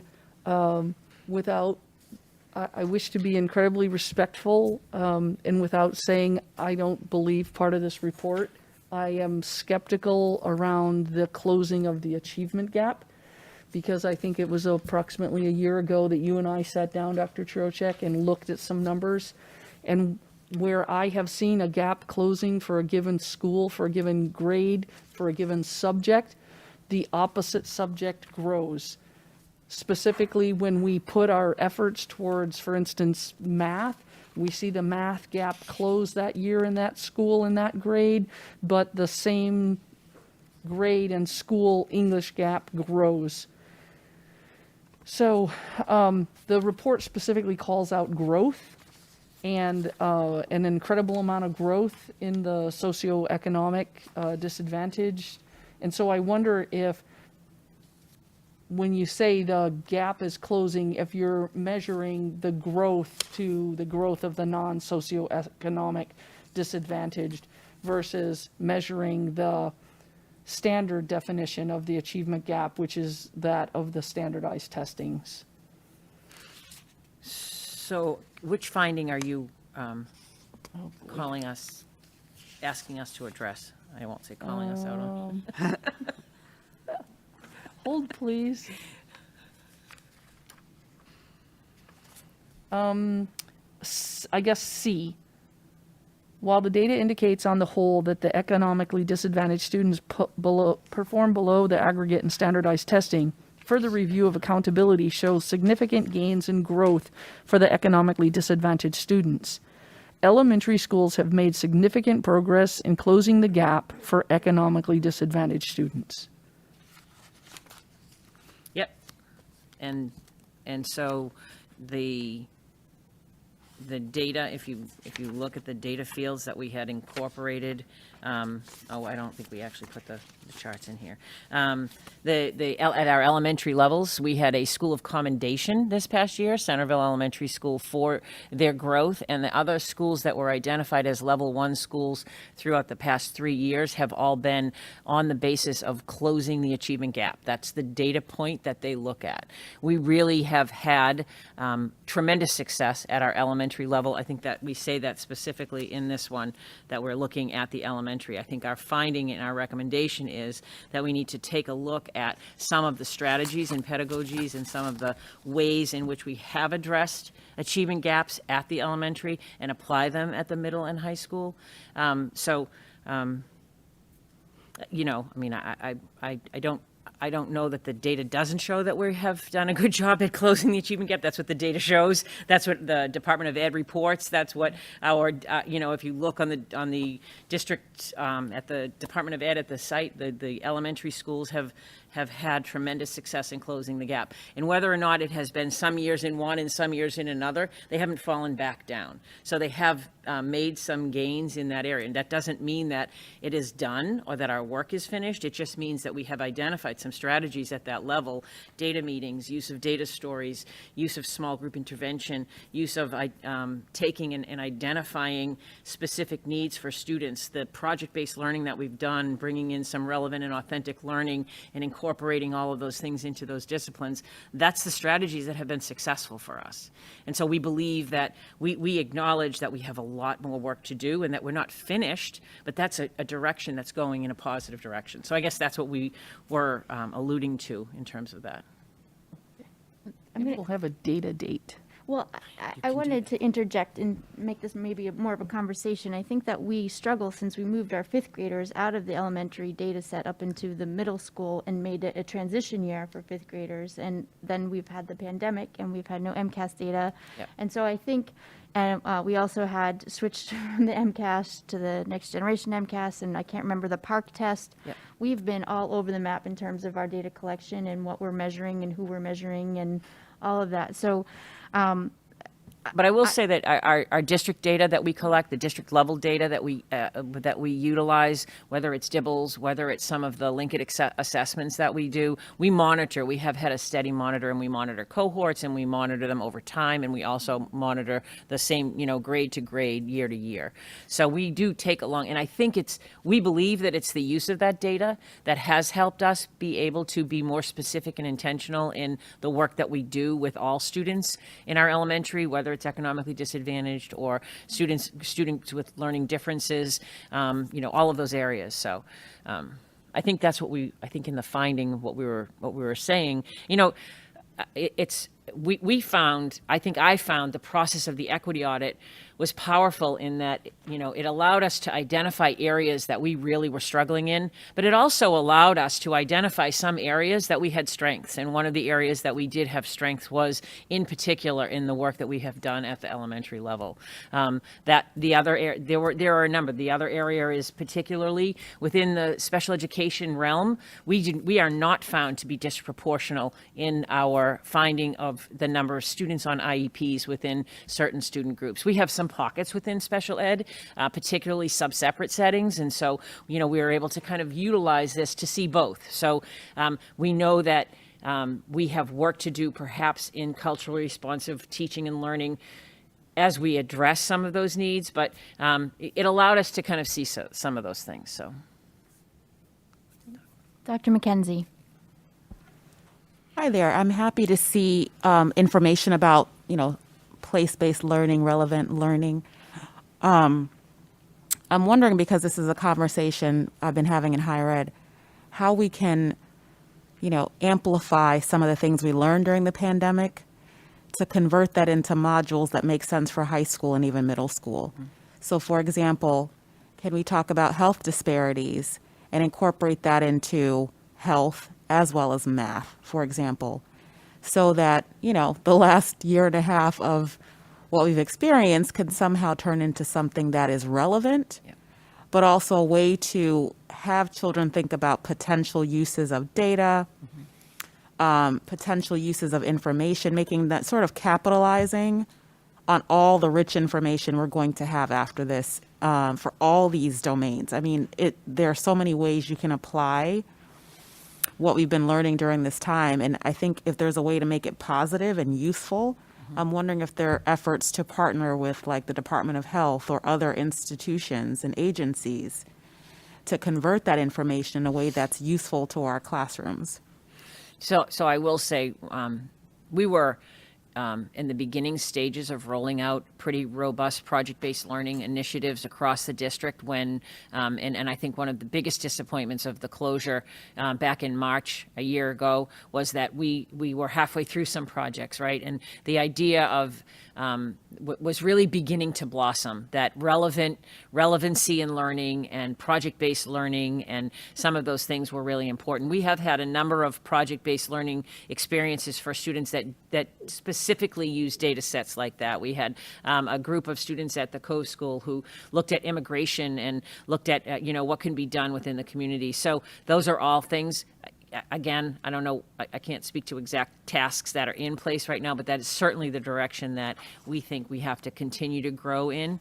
I do think that finding the silver lining in the pandemic, as Dot referred to earlier, or as you're talking about, we are spending a great amount of time saying what's working and what do we not want to change, and then what can't we wait to capture, and how do we marry the two of those. So rather than just let's go back to learning, to pretend it's February 28th all over again, let's just move forward and take what we've learned from the different ways that we've had to deliver instruction, the different ways that we've had to collaborate with each other as staffs. I think at the middle and high school, the breakout rooms, things like that had not occurred as easily. They're thinking differently in a lot of ways, and there'll be a lot of time devoted to how do we capitalize on some of those things. And one of them definitely will be real-world problem solving, because that's something that we've been hopefully committed to for a while. Thank you. I'm looking around the table. Do members, Ms. Robinson? Thank you. In terms of English, language arts, and math achievement at the middle school level, that just got me to thinking, are there common assessments across units, or is there common planning time, not just among the teams, but among subject teachers, Yeah. just to ensure that everybody gets the same, not the same, but a similar experience, regardless of what team they're on or what teacher they have? I think that that's one of the real strengths at the middle school right now, the work that they're doing in collaborative in either their content teams or their neighborhood teams. And so they actually have dedicated planning opportunities for both. That was one of the reasons when we looked to kind of bring the middle school back, we tried to keep that Wednesday afternoon opportunity for them, because that's a real opportunity that they have to be able to do that. In terms of common assessments, they are strengthening daily the work of assessment that's going on at the middle school. They do have common assessments across, so all 7th grade math teachers are administering the same math tests by unit. The English language arts, the writing prompts, the rubrics that they use. I know that that's a strength of Mrs. Oliver and something that will continue to grow, but looking collaboratively at work together and making sure, I think grading practices is a huge piece to think about. I think we have, and Dot is working really hard, Dr. Flaherty's working extremely hard with the middle school staff right now in a curriculum review for math, collaboratively across the board for all of them. So I don't know if you want to talk a little bit more about that. Yeah, I think that there's been a great start. As Dr. Trochik has said, we have the benchmark assessments 3 times a year in math and ELA. One of the things that I'm proud of, and I'm also proud of the work that has happened over the last 7 months, is the consistency that we're getting around curriculum roadmaps and exactly for what you're talking about. And this is K through high school. And so we're trying to make sure that students are getting a very similar experience. We don't want it to be so rote that, you open a textbook and everybody's reading the same thing at the same day. But we do want to make sure that they're doing the exact same standards and learning the same skills and having the same resources, but they may be done through a little bit different project or whatever, but it's the same learning experience that students are experiencing. And I just had a conversation today with Mrs. Oliver about the ELA benchmark we have right now is on reading, but we want to make sure that next year we're looking at doing a common writing assessment as well, which we have in place in grades K through 4, and now we want to move it up. Thank you.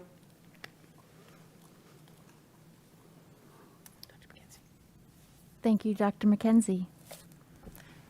May I switch to asking a question about economically disadvantaged students? Absolutely. Can you tell me, in the pandemic, given that we were noticing more things around food insecurity and job loss and all of that, are there any engagement strategies that seem to be more effective, that maybe were new or innovative, that you think we would continue to use post this period of time in terms of reaching families to know what issues really are happening economically? So if I'm hearing you correctly, I think there are quite a few actually, and in particular at the middle school in the area of math. One of the things that we have introduced is the Edmentum program, which is really, it sort of is reactive to a student's area, wherever they Meets 'em are. where they So. are. Adaptive. But I do also know that the conversation and discussion is really around what are this sort of strategy-based teaching and what's going on in terms of some of that. So, looking at universal design for learning and looking at how we are reaching down and doing that.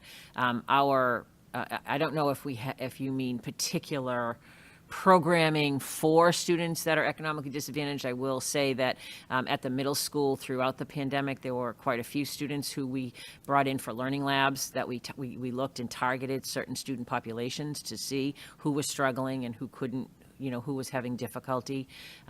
So strategies like that. I'm not sure if that answers your question. That's part of it. I'm also thinking about the home-school partnership. So in this particular instance, we wanted to know if there was food insecurity, and so in the survey that went out, we had ways of trying to make it anonymous to allow families to come forward and say they needed help. These issues aren't going to go away immediately, and they impact the way students show up for learning. So I'm wondering, in terms of family communications or engagement more specifically, are there going to be ways to help identify maybe early indicators in some way of when a family's economic situation is going to impact how students are showing up for school? And to the degree that the school can intervene, we can't fix everything, but let's say it's about transportation, or let's say it's about food. Those are some areas that we have some control over. And so I'm wondering if we're going to continue to suss out that type of way so that we know what to continue to monitor or be mindful of that we've learned through this process. So one of the things we did implement throughout the pandemic is and I think at the middle school it was a tracking, I hate to use the word tracking sheet, but they were tracking engagements and contacts with students and then being able to kind of share information as it came in, looking specifically for families that were having challenges or things like that. I mean, that would be something that I think we just learned in overall, our relationships and our communications with families deepened over the pandemic. Our ability to open up a Zoom call and have a face-to-face Zoom call with some families, improved that. I think certainly those are things that we would want to continue. And again, as we continue to, dig into all of the different areas that we have identified or that we target, those are all going to be strategies that we'll be looking to. And I think to add to that, we did it through surveys. We'll continue to do that piece, but the schools really know their families, and they've done incredible home visit outreach. If kids, we were looking at students that had more than 10 days of absences, trying to do a direct connection to find out why they weren't in school. And so through the principals, where they have a closer relationship, they'll know their families. They keep reaching out to make sure that if families need food, if they need internet connections, if a student's coming to school and they don't have all their work done, then we're going to reach out to find out why not, what's going on at home. So that will definitely be, it was before the pandemic what they did, and I think that the pandemic just heightened how much that connection between home and school needs to help support the students. So that will definitely continue. Thank you. Thank you. Looking at the time, I don't want to cut this conversation short, but we do have other agenda items. Again, Dr. Morgan, Dr. Trocek would be willing to entertain any additional questions offline. I don't know if you have any closing remarks, or we shall move on to the next. So personally, I just want to thank Dr. Morgan for the work that he was able to do with us. I think that the process of taking a look at all of these areas has certainly opened the opportunity for improvement, but more importantly, and I referenced it in the beginning, the personal journey for myself around looking at my own biases and my own maybe predetermined ideas about how things could be or should be or would be has certainly been a great opportunity for me. I think we talked a lot earlier about our teachers, but understand that the entire administrative team is on this journey in terms of reflecting. We keep Dr. Morgan quite busy with lots of questions. Our teachers call regularly about, is this book okay? We have opened conversations and doors that have never been opened in Beverly before. So I feel really strongly that we're heading in a really positive direction. I think that it's a testament that the teachers and administrators kept their eye on this even throughout the pandemic, because we realize the importance that it has, particularly as we, try to put together and reimagine how we can bring the community together. So thanks to Dr. Morgan and all his work, and we'll keep going with what we're doing. So. Thank you. All right. Thank you. All right, now I have a lot of other things to talk about. So I'll try to go through them. Please stop me if you have questions along the way. Most of these are just updates or updates to guidance that we may have gotten over the past week or two. I'll start with some COVID-19 updates, just a little bit about how we're doing as a community. Christina Leal is going to do a little bit of, is going to present to us some information about food service. As we transition into full in-person, there'll be some changes to our the way we are providing our meals. There are some changes to travel guidance. I'm going to there's the graduation guidance is out, so we're going to review and let you all know what graduation has, with the guidance that we've received, not the specifics to the plan in Beverly, but what guidance we've gotten. I have some fall 2 sports guidance, and Jean has a finance update that she and I are going to share, and then finally I'll end with the budget process and where we are in the budget process. So just in terms of the updated information about the virus, we had, transitioned to looking at 7-day data. And so I got a recent update from the local Board of Health. I apologize, I don't have the 3/6 to 3/14 data, but the 3/14 to 3/20, there were 65 cases. 22.6 was the average daily incident rate for our 7-day data. We continue to look at the 3-week review for the 14 days, just because I think it's a consistent measure that we had been looking at all along. And you can see that an increase for March 18th, it was a 21.6 average daily incidence rate, and our positivity rate is at 1.39. So we continue to trend in a pretty good direction. I know there's lots of concerns, and we're all watching it very closely, but this is the data for Beverly in specific right now. I want to give you an update on surveillance testing. So we continue to conduct our surveillance testing. Last Thursday, we held testing from 11 to 3 at the high school for seniors and members of the staff at the high school. We will be offering it again this Thursday from 11 to 3 on March 25th. And all high school students and staff will be invited, because this is in anticipation of our underclassmen returning in a more robust model on the 29th. And I believe that we also are offering some opportunities to city employees at that as well. We're going to add our elementary students beginning April 1st and the middle school students beginning April 8th. And those are all in conjunction with the increase of full in-person attendance for students at those levels. We are going to, I know that we had talked a little bit about pool testing a few weeks ago. We are going to do a trial of pool testing. June Cases and I attended a couple of webinars and have found that, in terms of looking at what's available, an opportunity that might work for Beverly, but we wanted to give it a trial. So we're going to begin a trial of pool testing on Tuesday, March 30th for high school students. And then again on April 6th for middle school students, to kind of determine what the best model for Beverly would be for more ongoing testing. The difference being mostly that there would be the pool testing would involve the same exact procedure. Student would still report to the same place. They'd have the same nasal swab, but we would pool 5 swabs into 1 tube. And then if there were a positive pool, we would have the results in time for them to go to the Thursday afternoon and have the retest of the PCR. So it's something we looking at it for two reasons. One, in the end, it's a cost efficiency, a great cost efficiency, but also I think participation. We think participation might be better. And so we're going to take a look and see how that works and what that did. Vaccinations for school staff, just a quick update.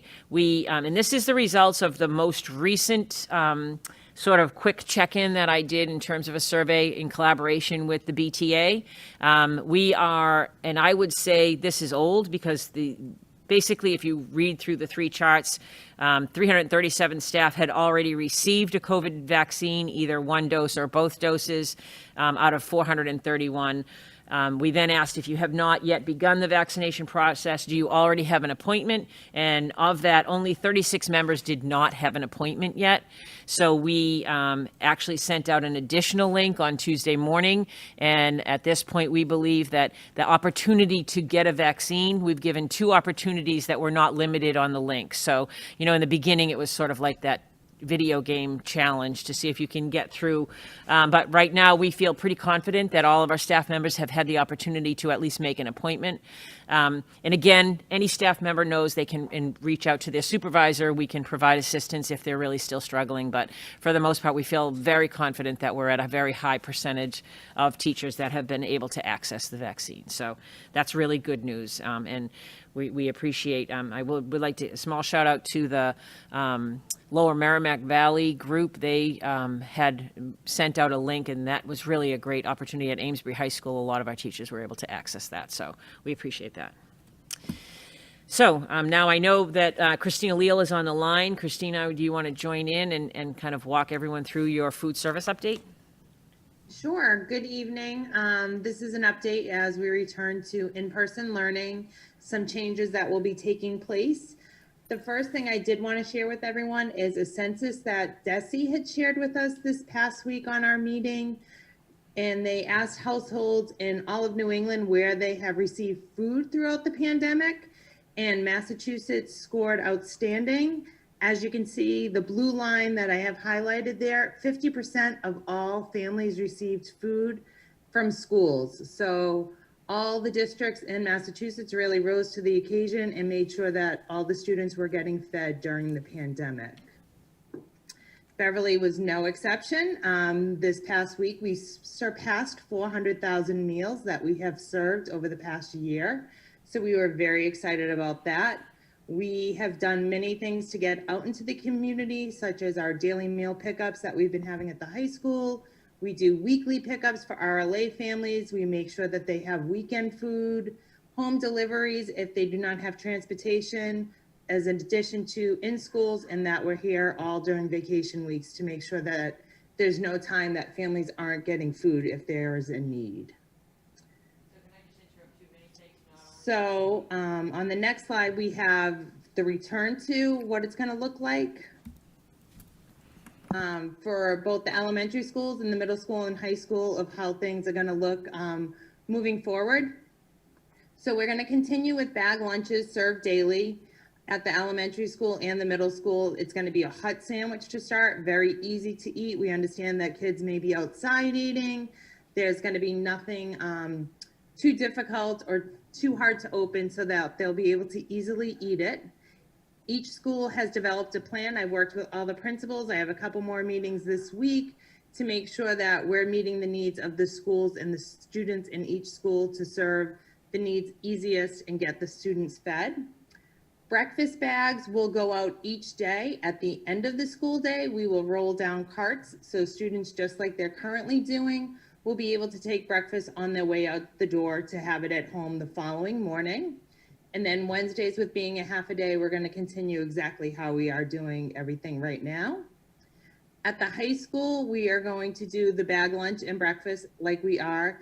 The only difference is on the days that students won't be in the following day, we will be offering an additional meal for them to come home, to take home. So they will, when they're not in school, they will also be able to have a meal to go home with them in addition to the one they're getting. So RLA families, after February or after April 9th, all students are going to be in school learning except for the one cohort at the high school and the RLA families. So the last day that we're going to do daily pickup at the high school will be Friday, April 9th. We currently have 15 families that come pick up from us, which is 38 students once a week. So they come every Wednesday and they pick up a week's worth of food. I will continue to send out communication to get any additional families that need to join that weekly pickup to add them onto the list. And we currently have 10 families that we do home deliveries to with volunteers in the community. And we will continue that program through the last day of school on June 18th. So we are going to try a weekend Wednesdays. Weekend meals are such a huge part of why our numbers were so high, and we definitely see an uptick in our counts for the weekend. So we're going to do weekend Wednesdays, and every Wednesday we are going to distribute weekend meals from Beverly High School. Because it is the early release day at both the elementary school and the middle school, we figured that was the best time to capture parents would be able to come over to the high school to pick up meals. They will have a frozen entree, and so they will still be able to have meals for their students on the weekends. We do partner with Beverly Bootstraps, and they bring over currently weekend snack packs, and we will continue to hand those out as well on the Wednesdays. So USDA has passed many waivers or extended many waivers through September of 2021. So some of the waivers that they did pass was to have parents continue to pick up meals without having the students present. We can give out multiple meals, and we do not have to have a census data, so we can basically serve wherever there is a need in the community. So this is going to allow a great time for seamless transition into summer and to continue the program and making sure that we are getting food out to all the families that do need it. Does anyone have any questions? Thank you, Ms. Seal. It's wonderful. I see a question from Ms. Bisnick. Hello, Ms. Leal. First thing, thanks for all you're doing. Two questions. One is around any given day at the end of the day after your wonderful staff has made some number of bags, right? They bag up some number of meals. Are there leftovers? I'm basically trying to think about how much quote unquote waste is there, or is it a very steady number, like whatever that number is, some number N, that it's almost always N students who come to get a bag, and therefore you just make, that same number and you have very little waste every day. That's my first question. How much waste is there in general? So it's pretty consistent as far as how many numbers we're serving at each school. And one of the benefits of doing the bag meals is at the end of the day, if they aren't taken, we can break them down and reuse certain products. Obviously, not all of the stuff that's in there if it was cooked or whatnot, but a lot of the stuff we would be able to reuse for the next day. So we are pretty good at making sure that there is not a lot of waste. Next week will be a stab in the dark as far as when we have all the students back. We are being very optimistic and hoping that we will be serving a lot more, and we'll see. And then we'll definitely adjust as need be. May I ask my second one? Sure, go ahead. My next question is, when we start to serve lunch in the elementaries and the middle school, is there a plan, any kind of plan for a food reclamation? So, for instance, when all the children are there, as opposed to taking a bag and going, and then you could reclaim the leftover bags. Now all the children will be there, and they'll be eating, hopefully, outside. And so what if a given child has that bag and they, for instance, don't want, the fruit that's in it, or, any given item that's in that bag? Is there any possible way that we can look at doing some kind of food reclamation? So the standard or the program that we're running, the summer food service, is each student needs to get each item. So if they eat the fruit or not, they still have to take the fruit in order for it to be claimed. it's almost like the same thing every year when they have to take a fruit or a vegetable, and then we always talked about possibly share tables. There is nothing that I can take back to reserve. So unfortunately, I can't do anything within the parameters of the program that we're serving under currently. So but you can't even set up the share table for other children to take? I can talk to principals. I don't know if it's the best thing to do right now. The reason we're doing the bags is so that no one's really touching or sharing anything, and they just take each individual bag. So I'm a little worried about doing something as far as a share table. Right. I share, no pun intended, I share that concern, but I'm also, incredibly worried about food waste when we know that the need is high right now. So I was just trying to think about whether we could, find a way to balance those out. And I'll definitely talk to different directors as well, see if they're doing anything in their districts. We might be able to do a campaign to encourage them to take it home, and if they don't eat it, maybe somebody at home would eat it. Mayor Cahill. Thank you, Madam President. Really awesome questions, Ms. Bisnick, and I think maybe after the pandemic, when the share tables are a possibility again, we can look to what doesn't get picked up by somebody else at a share table for other ways of reusing in other community settings, for one. Just a thought. And on a different note, but also regarding waste, we had seen some pretty good strides made in kind of rebuilding some composting capabilities. So I really look forward to getting back to that as soon as we can too. So I think that, some good thinking all around. And I didn't have a question for Mrs. Ulio, but I wanted to say that big thank you that you put on the screen for us. I want to just turn it around and say thank you. I love it. I love that it's all caps with an exclamation mark. Thank you and your team for everything you're doing. It's fantastic. Thank you.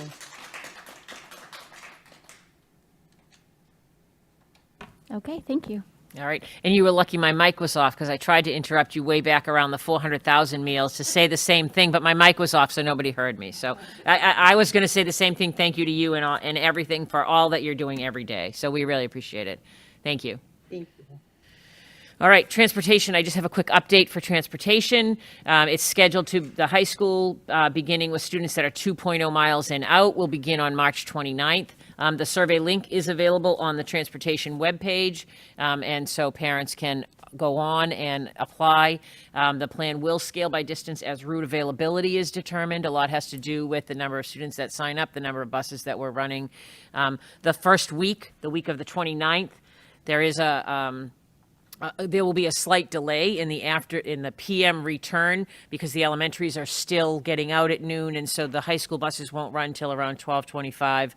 But then on April 5th, when the middle schools begin staying until 2 o'clock, those buses will run at the 11:50 to 12 o'clock time. So just on that, middle school transportation is also being reviewed.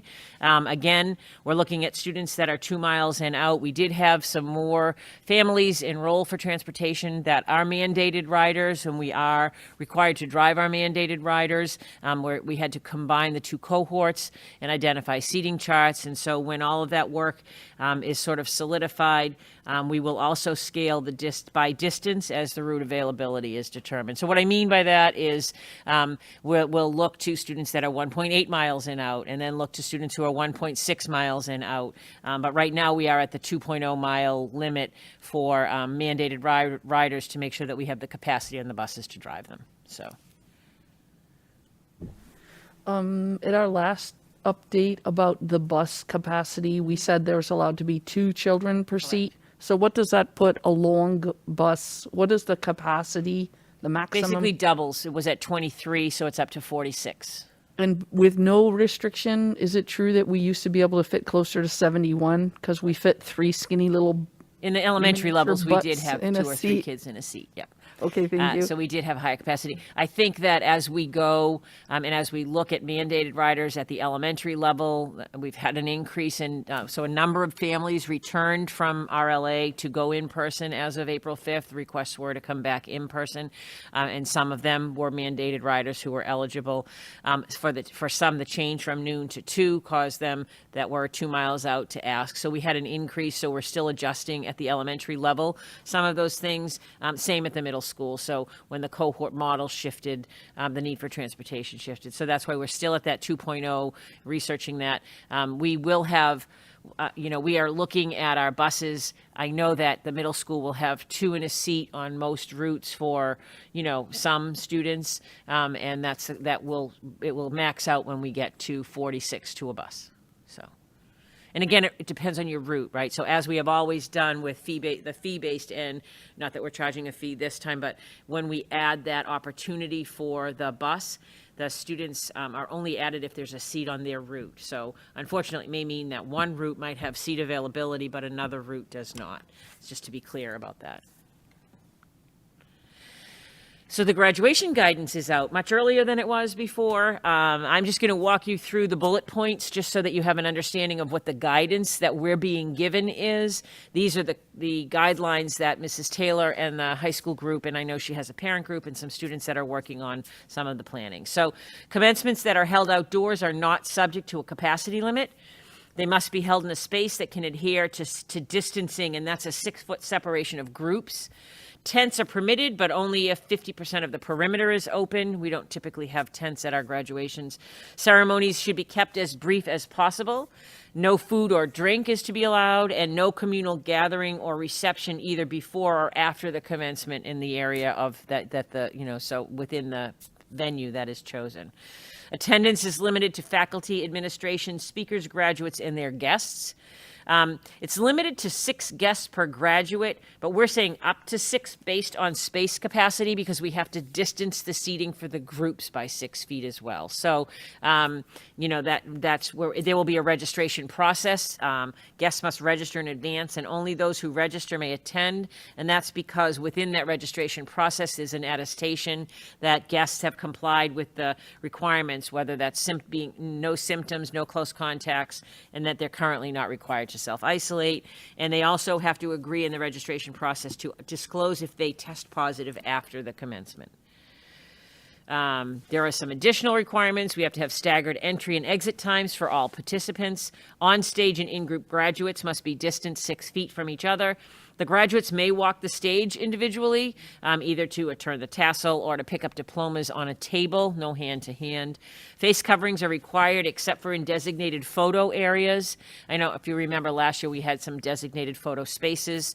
We have to post signage regarding the distancing requirements. There are they are asking us to use directional pathways, so one-way entrances and one-way exits.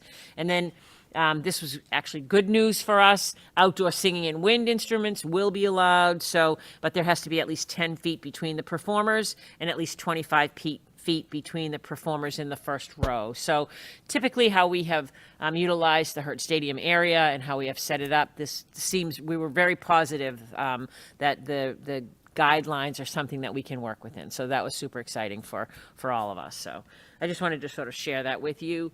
There have been changes in the travel guidance. So the travel guidance has shifted to an advisory. So as of March 22nd, all visitors entering Massachusetts, including returning residents, are advised to quarantine for 10 days upon their arrival. Travelers in the following categories are exempt if you've had a negative COVID test within 72 hours. Anyone who's returning to Massachusetts after being out of state for fewer than 24 hours. Travelers who are fully vaccinated, either receive 2 doses of Moderna or Pfizer or a single dose of Johnson & Johnson, and who do not have symptoms. Children 10 years or younger should mimic the quarantine requirement and testing options completed by household adult they accompanied for travel. If the accompanied adult chooses to quarantine, then the child must also quarantine. That would mean in lieu of a test. If the accompanied adult chooses to obtain a test, the child and the adult must quarantine until the adult's negative test is received. And if only one parent traveling is vaccinated, the child follows the requirement of the unvaccinated parent. And then this is really important, and although the travel restrictions have been modified to an advisory, we really are not encouraging leisure travel at this time for anyone. So that is the changes in the state's travel guidance. I just wanted to share that update with all of you. And then we also received the Fall 2 sports guidance. So MIAA issued sport-specific guidance for each sport. As you know, well, you may not know, we have football, we have indoor track, which is outdoors, but it's the indoor track events that are being run. And we have volleyball going on for us right now. And so there was some changes to the ability for capacity, facility capacity and spectators. Indoor facilities must limit capacity to no more than 50% of the building's maximum permitted occupancy. And the cap of 2 adults and siblings per participant for outdoor events has been lifted. However, capacity guidelines must be followed. The expectation of 6-foot distancing and wearing of mask remains. So the bolded area is something additional that we have worked with in Beverly. The previous policies had said that the only home participants could have guests come to the game. We have working within the NEC, particularly this only applies to outdoor events. It does not apply to indoor. But the visiting team, we're extending an opportunity for 2 adults to attend those guests, to attend the game. So, for example, Beverly has a game at Danvers High on Saturday. The Danvers High will follow their home participant guests, but they will also include and allow visiting family participants for the 2 participants, family participants for each one of our students as well. Again, this is going to be individual schools need to look at this visitor policy, and they're going to determine that on a week-to-week basis. A lot of it depends on their facility and what they're dealing with. So depending on what the setup is for the venue, they'll make that determination. So again, facial coverings are a requirement for participants, spectators, chaperones, coaches, staff, referees, umpires, and other officials. So. Ms. Visnick. So when we have our next home football game, who's going to be responsible for enforcing those rules? So we are, I would say we are all collectively responsible for everything, but we do have administrators on site. We have police details on site. We have signage that details what is expected. And so we believe that our participants understand the need to follow the rules, and that's what our expectations are. So they'll be enforced as anything else would ever be enforced at any of our high school events. My understanding is that these recommendations, which may or may not have been published before Saturday, but even if they were published before Saturday, were not enforced. So I know you our sent me high an email school. on that. I did check. I checked with the high school administration who was on site, and they believe that they know they were on site. We had police details on site, and the general discussion was that our Beverly students were adhering to all of the protocols and all of the requirements. We did have an incidence of one set of students from another area that probably shouldn't have been there. That was reported and was worked within the school through their AD. But in general, we believe, we feel like we can't tell whether a group of students is siblings or families, but in general, the distancing was considered to be good by all reports that I got. So I was not there. I apologize. I did go down to meet my new grandson, so that was fun. And so I was not at the game. But, there is administration present, and so we'll continue to do so, just like we would any other, expectations of following rules and regulations at the games. Okay, thanks. I just want to reiterate, so sometimes it is hard to determine who belongs to whom, but generally, the administration and the police are there to enforce the stated. Enforcing all the rules that we have. And they are outside. I mean, in terms of mask wearing, I know there was a small group of students who were reported to not have been following the protocols, and that was addressed through their through the proper channels. But honestly, the feedback that I got was that our Beverly students and our Beverly families were really good about wearing their masks and following the protocols. So again, they'll be on the lookout for that. I did advise them that we had heard that some people had felt that some of those protocols weren't matched, and so they certainly will be on the lookout. There was a question about police detail. We have 2 police details at every home game, and they were present at that home game too, because I know that was another part of the question that was asked. Ms. Robinson, do you have a question? It's not really a question, just a comment that our athletes wanted this season so badly, and I would just want to make a statement that we just don't want anybody to ruin it for Right. them. So I think it's really important to keep that in mind and send that message out. Yep. I think the events of the past week in other communities has even raised the level of consciousness around what can happen if the rules aren't followed and if things are, because quite frankly, they're putting themselves in jeopardy if they're not following the rules. So hopefully we'll have good success. Thank you. Just want to reiterate that is not for home indoor games. So the same restrictions around spectators are still in place for our volleyball because that's at the indoor facility at this point in time. Okay, thanks. Okay? All right. So Jean and I have put together a little finance update. So Jean, you want to take it away? Yes, thank you. So I did get a request from Jerry Perry from the City Council's budget analyst to create a report on grant funding from the COVID-19. So I figured that it would be best if we bring it to the school committee and let you guys know before we present it to him that he's going to present it to the City Council. So the COVID-19 grant funding to the schools, this would not be anything that the city received funds that shared with the schools, but this would be monies that was directed directly to the schools. And a lot of this I have discussed at the Finance and Facilities meetings, but since not all school committee members are there, I thought it best to bring it here. So we received $1,862,169.72. We had the DESE fund code number 102, which was called the CVRF. It was $1,025,775.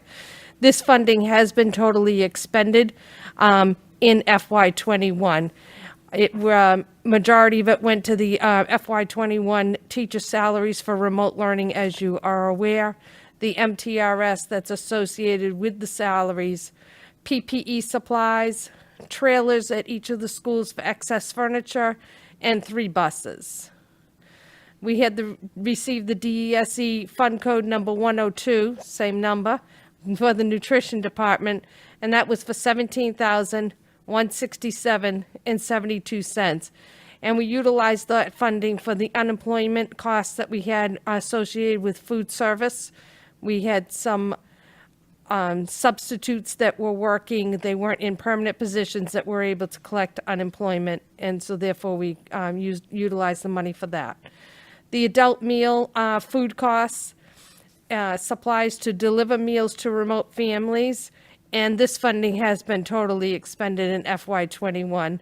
So many of these grants will give us the guidelines of how long you have to spend it, and if we had anything that was to be expended by June 30th, we wanted to make sure that we had handled that. The DESE fund code number 113, also known as ESSER 1, is for $555,939. This grant is allocated for FY21 and FY22, and that was our intention when we wrote the grant, that we would be utilizing it over the 2 years. The expenditures include the position of the Director of Opportunity, Access, and Equity for the 2 years, MTRS, contracted services, supplies, and other costs. These funds have been obligated over the 2 years and will be expended over the FY21 and FY22. It's encumbered or it's obligated, so some of them is not encumbered because we have to wait till we roll over to the second fiscal year, but we know what the funding was earmarked for and we'll continue to have it earmarked.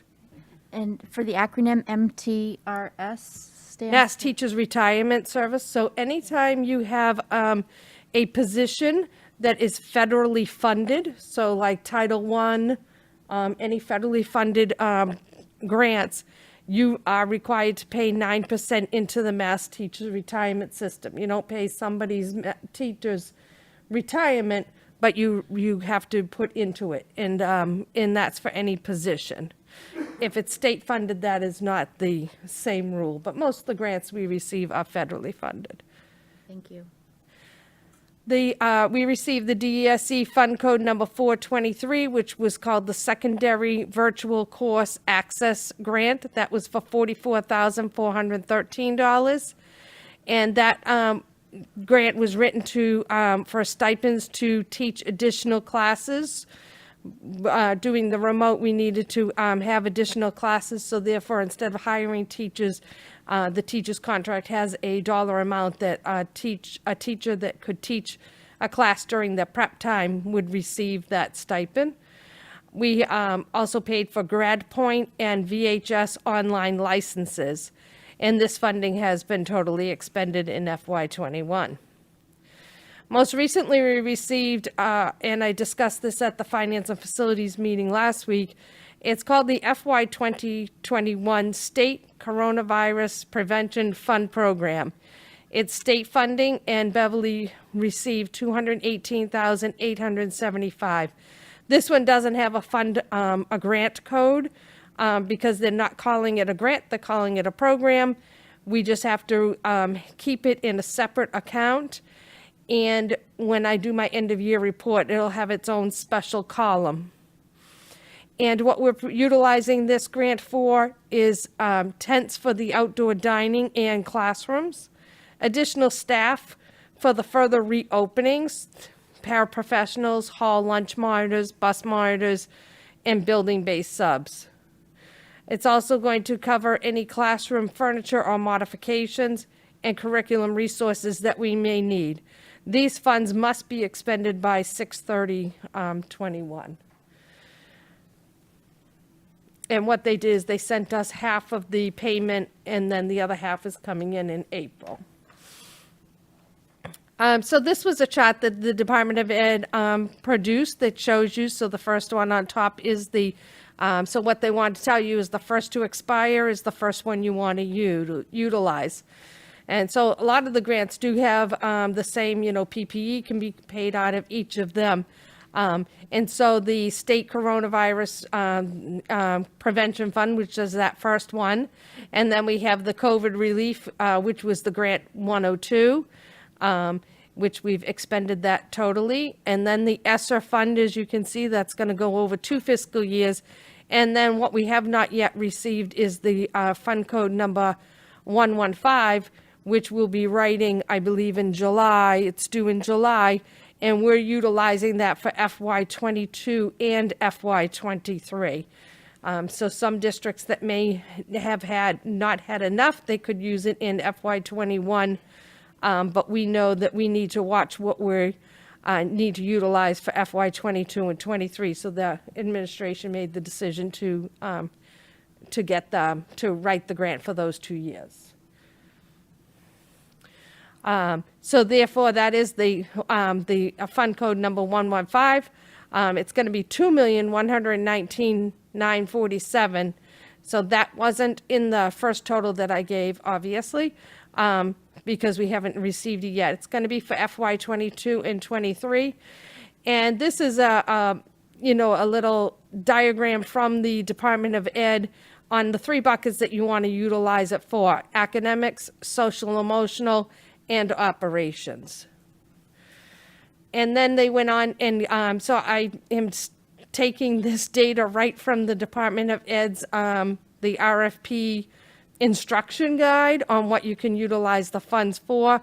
So the academics the focus is on evidence-based approaches and going from learning loss to learning lag. Then the second bucket would be the social and emotional for mental health and engagement. And there the keywords are going from recovery to renewal. And they're giving us, these are guidelines on what we can actually write the grant for. We haven't written it yet, but these are the things that we'll be looking at and to ensure that we do write the grant for what is acceptable. And the third bucket is called Operations Access for Students with an Equity Focus, Remediation to Access and Acceleration. So I don't know if anybody has any questions. What I'm going to do is I'm going to present this information to Mr. Perry, who then has been receiving requests from city councilors on what is the school doing with their funding. So I thought that was a really good way of showing that to him that he can share. But I know my finance people hear this every month when we talk, but I wanted to make sure that the whole school committee was aware of all of the funding and where we did allocate it to. Thank you so much. Those slides are very helpful to sort it all out. I appreciate that. You're welcome. Any questions? I don't see any hands. Next topic? Okay, all right, well, I'm here now just to talk a little bit about the budget process, a little bit of an update about where we are. Actually, we're kind of still where we were in terms of that. We're waiting. Every week we get new information about either a new grant or a new relief fund, as does the city. And so we're entering into conversations with both the mayor and Bryant around what it would be. We know that our final budget appropriation in 21 was $63,285,805. Jean and I have been continuing to meet. We've actually gone back and revisited based upon whenever we get new guidance, it may change some of the requests that we have. We think that the reentry on April over this week and the next week into the high school, middle school, and elementary schools is going to be helping us sort of understand better what we might need for that FY22 school year. And so we're continuing to take a look at that. We do know that the Chapter 70 money from the governor's budget, at least what's proposed in the governor's budget, is $10,492,715.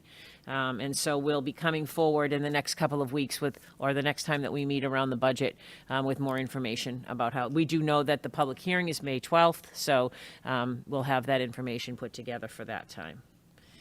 And you just wanted to mention that the House Ways and Means budget hasn't come forward as of yesterday when we were finalizing our slides. Correct. So so that's what the next slide says. So the House Ways and Means is the next step. We're waiting to hear from that, as well as I did want to point out one thing, and I don't know if I talked about this the last time. Our FY21 Chapter 70 money was $10,125,430. In the governor's budget, Beverly's proposed to get $10,492,715. I went back to sort of the language they used around incremental increase because there's continued discussion around what the SOA funding is and what we'll be putting aside for SOA. I would say that our SOA is incorporated in that incremental increase. It's probably not the entire increase. It's probably a portion of it.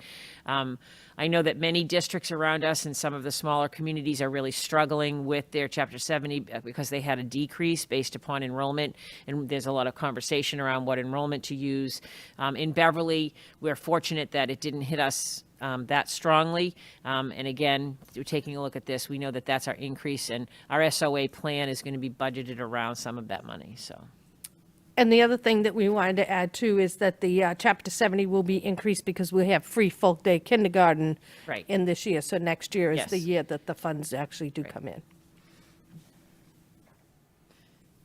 So that is it. I'm at the end. I'm looking around the table. Do any committee members have questions? Go ahead, Mayor Thank you, Cahill. Madam President. Just because I think I understand this. The total budget in FY21 being 63 some million, that's independent of that whole page of one-time COVID-related funding. Correct. Yes. Yeah. Okay, thanks. Dr. McKenzie. Go ahead, Dr. McKenzie. I promise it's quick.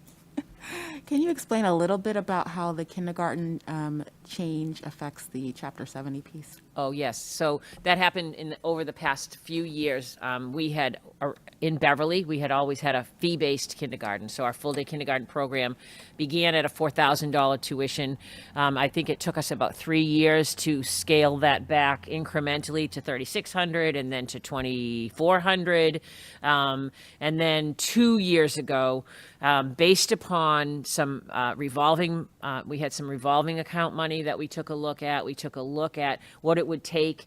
We had gotten, because we had trimmed down the tuition to the 2,400 mark, and that in addition to the revolving funds that we had in an account, we looked at what we would need to do in order to eliminate that that kindergarten fee. Did we do one more down to 1,200? Yep, sorry, down to 1,500. So we had trimmed it. We kept scaling it back and scaling it back till we got it to a point where, with the revolving account, that would carry us over the year, waiting, because you get your Chapter 70 money in sort of a year later, right? So we needed to have some money to carry us and bridge us over. We were able to kind of do that. Last year was the first year of free full day kindergarten, or this was the first year of free full day kindergarten. And so this is the year we did not receive any Chapter 70 money for kindergarten, but the anticipation is that in the FY22 budget, anyone that was enrolled in kindergarten this year, and it would be an increase of 0.5% of the kindergarten, because we were getting them for the half day, but not for the full day. Does that help? Thank you. And the one thing with that is that whether you charge $1 or you charge $4,000, you only received half of that. So that was the key. And we took that vote like right before COVID, wasn't it? No. Like a meeting or two before COVID? Ms. Robinson. Ms. Robinson? Thank you. I just have a general question. So when all this started last year, I just remember hearing that how bad things were going to be. Are we in a better place than we thought we were going to be financially? I guess. Yeah. I'm going to let the mayor answer that Well, one. Go yes. ahead, Mayor. Yeah, well, yes. If you remember, we had these I think understandable fears that state aid would be cut, and the legislature and the governor didn't cut. Right? They used up some of their rainy day fund, and a number of other things happened. We saw locally certain of our revenue streams decrease, and we made projections for them to decrease, and we've hit the projections and done a little better. They're still off from 2 years ago, but they're not as bad as we projected, right? I think we've all recognized that certain sectors of our economies have gone gangbusters while others have just dropped through the floor. And so some have made up for others in terms of different revenue streams. The fact that the governor's budget doesn't implement those cuts in year 2 of COVID, which was our next fear after we got level funded aid in FY21, has us all hopeful that'll be the outcome of the final budget process. As I said, we're seeing that certain revenue streams locally have made up for other shortfalls. I think that's probably, rather than just rambling on, that probably covers it. I think I would just add that without the COVID relief fund money that we got and the CARES Act money that the mayor was able to sort of extend to the schools that came to the city, we could never have operated this year, and particularly at the level that we were able to. When we look at that CVRF fund that had 1.1 million or something, and we looked at 850,000 went to salaries to support the remote learning academy and the smaller classes that we needed to provide, we simply could not have done it. I think that, and I have told you every time I've come before you, our principals that were insistent that we could do 5 days in for our elementary students. It was not an inexpensive model, but we had the COVID relief fund money that we're able to do it. And because of that, I think our elementary students have had an experience that sort of is not like other districts around us, in that they have been in school all year, and they have not experienced, those that have been in person have not had the same level of loss of learning that some of the other areas are experiencing. But make no bones about it, we could not ever have done that without the CARES Act money that we got, without the COVID relief money that we got, without the ESSER 1 money that we got, and the picture that we continue to have those opportunities to have that money coming in makes me very hopeful that we'll be able to keep the quality of work that we're doing up at the level that we're doing it. So that's really an important piece. Thank you. That's good to hear. Yeah. Ms. Bisnick, did I see a question? I just want to pile on and give some kudos because I think each of the last few years, our city has been incredibly fiscally responsible, and any given department on any given year has given money back. And that includes our department. Last year. That last year we gave money back. We turned money back in anticipation that this year was going to be tough. And so we, it wasn't just us. I believe, across the city, incredible fiscal responsibility has put us in a spot where we're in a lot better place than, in addition to the grant money. By no means, I don't mean to discount that at all, but I think it's both of those pieces. I do have a question though too. Okay, go ahead. Jean, you had up a slide that we talked about in F&F about the different grants and what they could be used for, and there's a grant that specifically can be used for furniture. And last week we talked about, in F&F, we talked about purchasing tents for outdoor dining, and we talked about not purchasing additional furniture because we thought we had enough furniture, right? That we had, for instance, desks being stored in gyms. And so I believe I asked last week, but I wish to ask again because, as you say, not all of our friends get to come to F&F. They really They're should. more than welcome to It's come. very entertaining. Do we believe that every classroom that wants desks as opposed to tables, as we continue to bring students back, if a classroom had tables, do we expect those tables to get out and be replaced with desks? I think that the furniture decisions are being made individually at the building level. There is, in terms, I think what we said is we were assessing and to see what was going on. We have, first of all, we have procured the tents, so that we have secured tents for the high school and for the middle school. They'll be delivered a week in advance of the full reopening at each of those buildings. And I know that at the high school, Betty is still working with both Mike Collins and other people to identify what exactly the needs are. We certainly have funding. It's not for lack of funding, so there's not a situation where we lack funds that we wouldn't be able to do it. I don't want to, across the board, say every room has desks and not tables. I think that in some schools what has happened is they have some tables and some desks, and they're working it that way. There are some teachers who would prefer to go all the way back to tables. There is some guidance that we can go back to tables, but only in a certain way. So I think we're balancing that at each building. But in terms of furniture needs, one of the problems is delivery, right? So if we're trying to get 1,500 desks, you probably not everybody in the world is either trying to do that or has decided, like we have, that it's not worth, by the time they come, it may not be in time.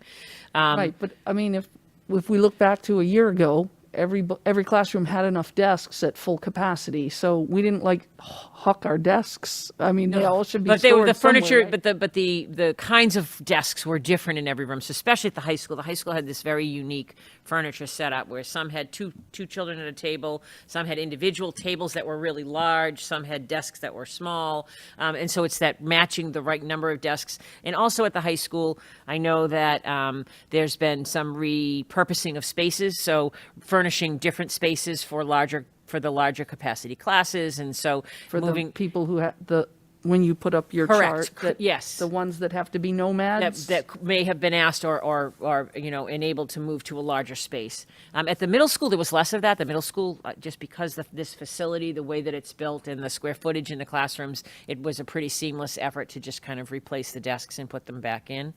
Again, the challenge was, did we want, because we were utilizing desks at the cafeteria, in the cafeterias, and so while they may have been in classrooms before, now they're in the cafeteria, how do we, kind of manage some of that?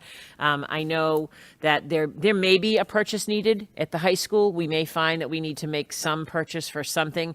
I think more importantly, with the new money that we have coming, the grant that has not yet been written, we're really thinking about what kinds of purchases around maybe furniture modifications that moving forward, that we've learned, like our use of outdoor learning spaces. So what do we need to do in those outdoor learning spaces that to make them more effective for classroom work as well as just going out for snack break, right? So what kinds of furniture will we need for that? At the high school, I think we're all watching to see how does this work with this outdoor tent and what will they be sitting in? I know Betty there are some, what do they call them, one-armed bandit desks over at Briscoe that may be able to be reclaimed and reused under the tent, right? Yeah. So thinking, I mean, to go and buy something for the 8-week period seems reckless, but to buy something that we will purposefully use into the future seems to be a good idea. So a lot of it has to do with taking stock and analyzing what we have and what we so need. last night